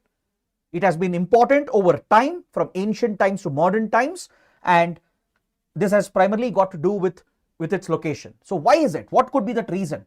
What explains this significance of Southeast Asia? So it's a deep conceptual question. You can't find easy answers to this in any textbook or just through an online search. Now, if you read all the options, there are some which you can eliminate. It was the hot theater during Second World War. See, this statement is factually correct. During Second World War, it was indeed a hot theater because there was active conflict in Southeast Asia. Imperial fascist Japan committed brutal atrocities across Southeast Asia, occupying most of the countries present here. Eventually, it was pushed back by the Allied forces. But this is not the explanation for Southeast Asia being significant geopolitically over space and time. This line does not explain why Southeast Asia was important over space and time. Though it's factually correct, it's not the right answer. Its location between Asian powers of India and China, though this might seem to be correct, because ancient India, ancient China were great civilizations, Southeast Asia was present between them. Today, both India and China are rising Asian giants, emerging as global powers, and Southeast Asia is present between them. But however, it still doesn't answer the question, because there was a time when India-China declined following outside exploitation, colonial exploitation, imperial exploitation. Both India-China declined. So that is not the right explanation either. It was the arena of superpower confrontation during Cold War. This is again factually correct. US and USSR, they confronted each other. They were at conflict in Southeast Asia. Take the Vietnam conflict, the Korean conflict. The Cold War rivalries were seen in Southeast Asia, but still it does not explain why Southeast Asia is significant over space and time. This is specific to the Cold War period. It does not explain why Southeast Asia was important historically. Only thing that remains is option D. See, this is why you need to be good with maps. If you can just imagine for a second the location of Southeast Asia, you will visualize that it's a link connecting Indian Ocean with the Pacific Ocean. There is a preeminent maritime character to it, which means important maritime trade routes, important shipping lanes pass through Southeast Asia, linking Indian Ocean with the Pacific Ocean. It is this geographical aspect of Southeast Asia which makes it geopolitically important over space and time. D is the right answer. So it's a very good question that UPSC had asked, a very deep conceptual question. Next, match the following type of question. So these questions are pretty simple, right? We can quickly go through them. So let's try to wrap it up in the next maybe 20 minutes, and that would be the end of today's class. I hope you guys are enjoying the session, learning something from the class, and understanding how previous questions were being asked by UPSC. So if you're benefiting from the classes, do support us with your likes and comments. Don't forget to hit that subscribe button, because that will keep us motivated to do better and better for you. We have many more sessions under this series every Wednesday and Saturday. I showed you the schedule as well. Till 2nd April, stage 3 of Conquer Prelims will continue. So do ensure you catch all these sessions live. So this question is a match the following type of question. On the left, we have regions in news. On the right, countries. You need to check whether they are correctly matched or not. Chechnya matched with Russia. Darfur matched with Mali, Swat Valley matched with Iraq. The question was asked in 2014 because all these regions were in the news. for some reason or the other. Now let me show you the maps. You will quickly understand where they are located. Chechnya is a conflict and insurgency hit region in Russia. It's located in the Eurasia region to the north of Georgia, then Armenia, Azerbaijan, sandwiched between Black Sea and Caspian Sea. This is where the Caucasian mountains are present, and this is a troubled region of Russia. Russia faces a jihadist threat. There are few radical Islamist groups which have engaged in terrorism and insurgency against Russia. They want to break away Chechnya and Dagestan region to liberate this from communist Russia and to set it up as a separate Islamic state. So in 2013-14, the insurgency in Chechnya had revived. That's why the region was in news. Then Darfur region is in Sudan, not in Mali. The Darfur region is known for its gold reserves. The gold present here is a key supply for United Arab Emirates. The UAE is dependent on the gold from Darfur in Sudan. And even today there is a conflict going on over here. Sudan has been consumed by conflicts from many years. It was ruled by a dictator. Later there was a military coup where the Sudanese armed forces took control of the country. And now there is a civil war which has broken out since 2023. So Darfur region is frequently in the news. Please be familiar with this region and the countries present around it. Then coming to Swat Valley. The Swat Valley is present in our neighboring country, Pakistan. It's located over here in Khyber Pakhtunkhwa. Is that clear? It's in news because of constant instability created by radical terror organizations. In Pakistan, there's another region here stretching from Khyber Pakhtunkhwa towards Balochistan, which was previously known as FATA, federally administered tribal areas. The Waziristan region, North and South Waziristan, which has been a hotbed of extremism. So today, the FATA region has become part of Khyber Pakhtunkhwa province. So that's where Swat Valley is also present. Over here, you can see this shaded area. So these are the tribal belts of Pakistan, where the Pashtun tribes can be found on the borders of Afghanistan and Pakistan. And next to it, over here, this is where the Swat Valley can be found. So coming back to the question, only one is correctly matched.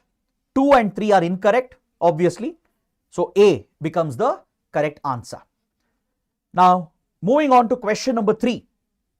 Again, a match the following type of question asked in 2022. Countries on one side and why they were in news on the other side. You have to check whether they are correctly matched or not.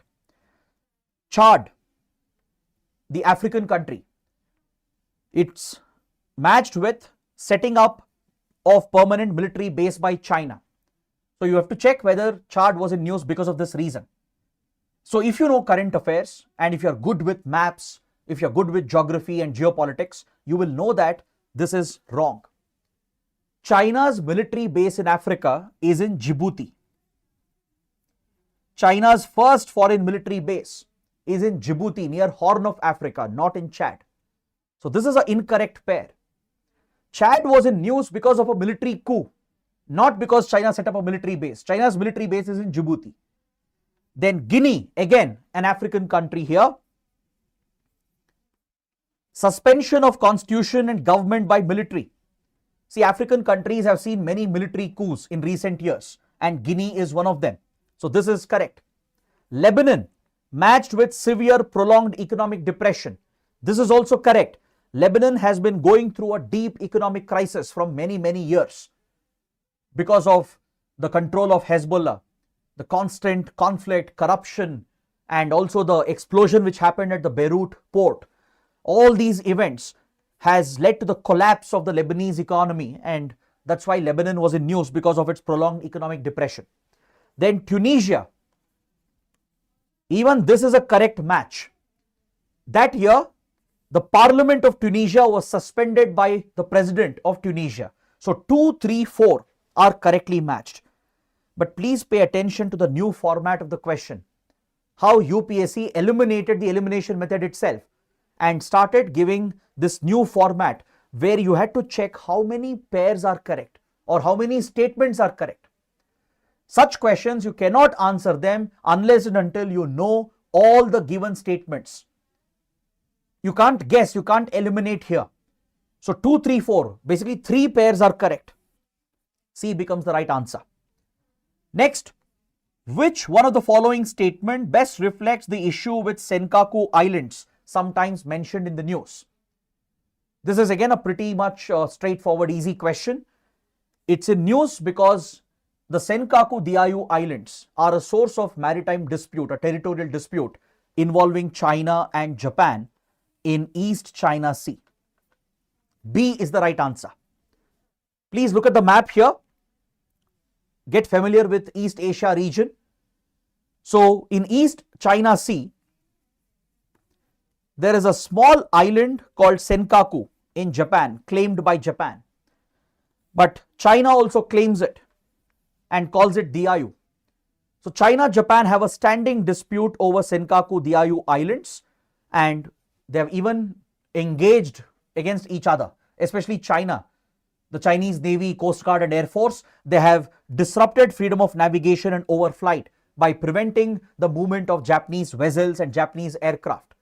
So it has increased tensions between them.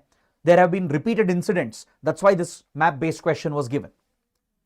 Next, in recent years, Chad, Guinea, Mali, Sudan, they caught international attention for which one of the following reasons, which is common to all of them? They were in news because of rich mineral deposits of rare earth elements which was discovered. They were in news due to establishment of Chinese military bases or southward expansion of the Sahara Desert or successful military coups. I just told you about Chad. See, West Africa, the Sahel region, has very badly been affected by instability, where multiple military coups have been seen, where military dictators have taken over by toppling governments. So D is the right answer.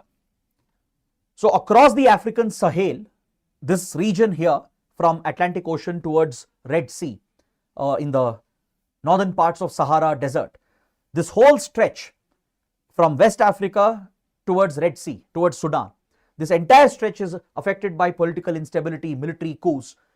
Countries like Mali, Niger, Chad, then Guinea, Burkina Faso, they have seen multiple military coups happen again and again, leading to permanent instability here. And the instability has created a fertile ground for extremism. Number of radical terror outfits are operating here. And as a result, Al-Qaeda and Islamic State have made a presence for themselves, which has been a major security problem as well. I'm mentioning this because UPSC repeated this topic. I'll show you that question. We'll come to that later. Next, consider the following pairs from 2023. Areas in news matched with the country. Donbas, Syria, Kachin, Ethiopia, Tigray, North Yemen. This actually is very easy if you're following current affairs. The Donbas region is actually in Ukraine, eastern Ukraine. It includes Donetsk and Luhansk, where Russia was sponsoring a pro-Russian separatist movement since 2014. And since the war, the invasion of Ukraine in 2022, Russia has annexed these territories. It even held a so-called referendum where the pro-Russian groups have voted in favor of Russia, and Russia claims to have integrated the Donbas region into Russian territory, though it's not internationally recognized. So it's in Ukraine. Then the Kachin state is in Myanmar. Myanmar is going through its own crisis. Since the military rule was re-established in 2021, there has been a civil war in Myanmar where pro-democracy groups and ethnic armed groups have rebelled against the military junta. And the Kachin rebels are constantly in the news as they are in a state of war against the military establishment, the Tatmadaw. Then the Tigray region is in Ethiopia. It's related to the Tigray conflict, where the Tigray people who belong to a different ethnic tribe, they rebelled against the Ethiopian government, resulting in a civil war from 2020 to 2022. The Ethiopian government crushed the Tigray insurgent group TPLF, Tigray People Liberation Front. It committed large-scale violence and atrocities.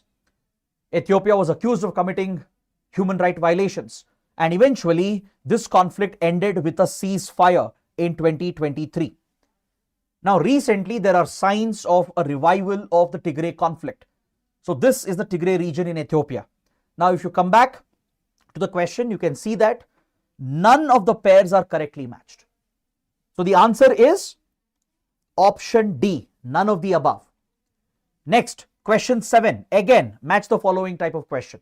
Region in news and the reason why it was in news. North Kivu and Ituri, war between Armenia, Azerbaijan, Nagorno-Karabakh, insurgency in Mozambique, Kherson and Zaporozhye, dispute between Israel and Lebanon. Let's look at the maps. North Kivu, Ituri are in DRC, Democratic Republic of Congo, where another civil war is taking place. This is where the M23 rebels, who are allegedly sponsored by neighboring Rwanda and Uganda, they have recently captured important cities in North Kivu. The capital of North Kivu, Goma, was captured by M23 rebels just last month. So it's in current news as well. So this conflict led by M23 rebels, which comprises primarily of Tutsi fighters from the Tutsi ethnic clan who are sponsored by Rwanda, they are at conflict with the government of Congo. So the North Kivu Ituri region is present in DRC. Then Nagorno-Karabakh, a conflict hit area between Armenia and Azerbaijan. It was an Armenian enclave present in Azerbaijan, surrounded by Azerbaijan, connected with Armenia with a narrow corridor called the Lachin Corridor. So this was a source of dispute after Soviet Union collapsed. When these new countries were born, a part of Armenia was left behind in Azerbaijan and it was connected with Armenia only with a narrow corridor called Lachin Corridor. It was inhabited by Armenians, but Azerbaijan also claimed it, resulting in regular wars and clashes and conflicts. So in recent years, major conflict erupted between them, and recently Azerbaijan mounted a deadly offensive and fully captured Nagorno-Karabakh from Armenia, and all the Armenians have quit this region. They migrated back to Armenia through the Lachin Corridor. Then coming to Kherson and Zaporozhye, they are again in Ukraine. You might have heard about the Zaporozhye nuclear plant, which is at the center of conflict between Russia and Ukraine. Russia has not only captured the Donbas region, it has also annexed the Kherson and Zaporozhye region located over here.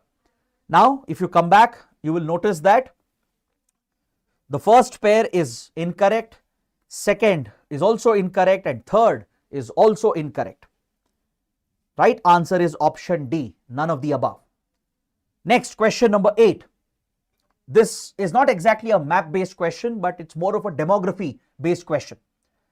5 countries have been listed. You have to check which of these countries are constantly mentioned in news for their dropping birth rate, aging population, and declining population. These demographic problems are primarily faced by Italy, Japan, and South Korea. 1, 2, and 4. A is the right answer. These countries are struggling with an aging population, falling birth and fertility rates, and a declining population. Because see, demographic problems will eventually affect the economy and it will affect the geopolitics of that country as well. Next, question 9. Look at this new format. See, basically you'll understand what format questions are being given in the exam. Statement, assertion questions are also asked. 2 statements are given. You need to check whether they are correct or incorrect, and whether statement 2 is the correct explanation for statement 1. The Suez pipeline is a strategic route for Persian Gulf oil and natural gas shipments to Europe. Second statement says this pipeline connects Red Sea with Mediterranean Sea. Both statements are correct, and statement 2 is the right explanation for statement 1. So A is the right answer. Let me show you the map and explain this.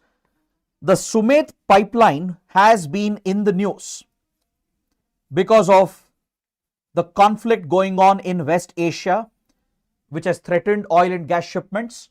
It was also in the news because of the IMEC project which was proposed. The Suez pipeline is located in Egypt.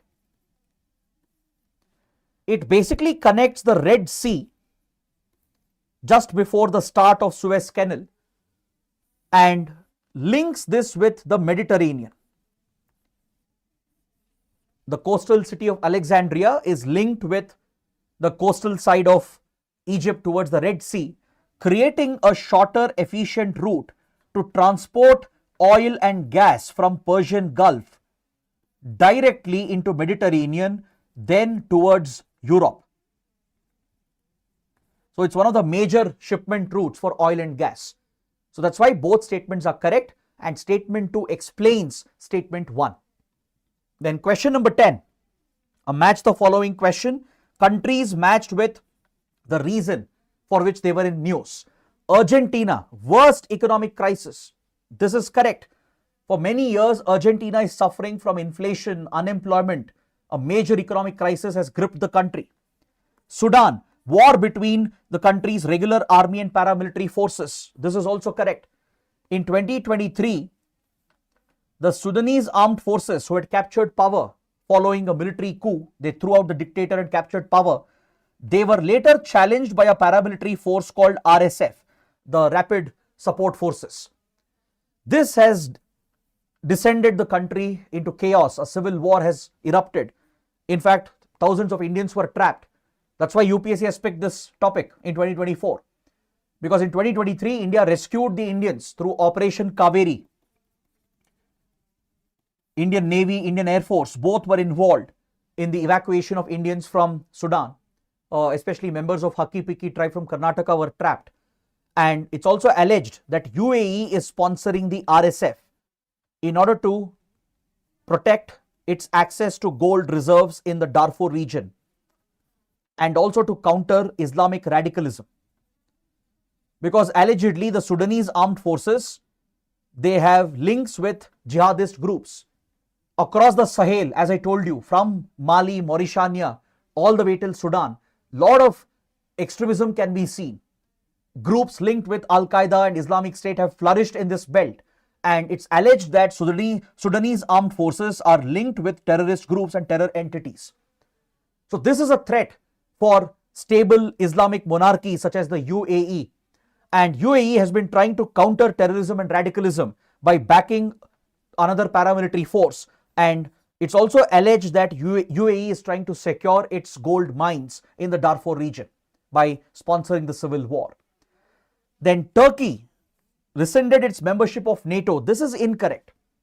Turkey has never left NATO. It remains a member of NATO. This is an incorrect pair. So only two pairs are correctly matched, 1 and 2. Coming to the last question for today, consider the following statements, statement 1 and 2, and you will see that there is a repeat topic again. There is instability and a worsening security situation in the Sahel region. There have been military takeovers and coups in several countries of the Sahel region in the recent past. I just explained the same topic. I told you there was a question asked in 2023 as well, related to African Sahel, the military coups in the region. Almost the same question and topic has been repeated in a different form, right? So if you go through PYQs, you never know. There can be some repeat topics and questions. You can easily answer them. So please look at the map here. This is the African Sahel region, stretching from West Africa, from Mauritania, Senegal, through Mali, Niger, Burkina Faso, Chad, Sudan, till Eritrea. It stretches all the way from the Atlantic over here to the Red Sea. This entire stretch of Africa is affected by political instability and a security crisis. One reason is the repeated military coups in the region, where militaries have toppled governments or regular infighting has broken out between different factions, thus pushing these countries into chaos. Plus, there are many radical terror organizations affiliated with Al-Qaeda and Islamic State. You have a ISIS branch in the Sahel region. You have the Al-Qaeda in Islamic Maghreb, which is a faction of Al-Qaeda. You have Boko Haram in Nigeria. So all these deadly terror groups have destroyed this region. That's why the Sahel has faced political instability and a security crisis. So both the statements are correct, and statement 2 explains statement 1. So A is the right answer. So with this, I complete my detailed discussion and analysis of all the IR PYQ questions. At least the most important ones have been covered. I have left out a few which were relevant only for that particular year, or which were very factual, or which didn't make sense to be included in today's class. So I hope this session of nearly 2.5 hours has been useful and worth your time. And if you found this to be beneficial, do let me know in the comments, and also type in your answers as well in the comment section. Do hit that like button. Now join my Telegram channel by scanning the QR code, because as soon as the session gets over, I'll share the entire PDF with you so that you have these questions ready with the answers and all the maps and the content. So that is it for today. We will catch you again on Saturday when Mukesh sir will take up the PYQs from Environment and Ecology again at 7 p.m. That's it. Thanks for watching. Have a good night.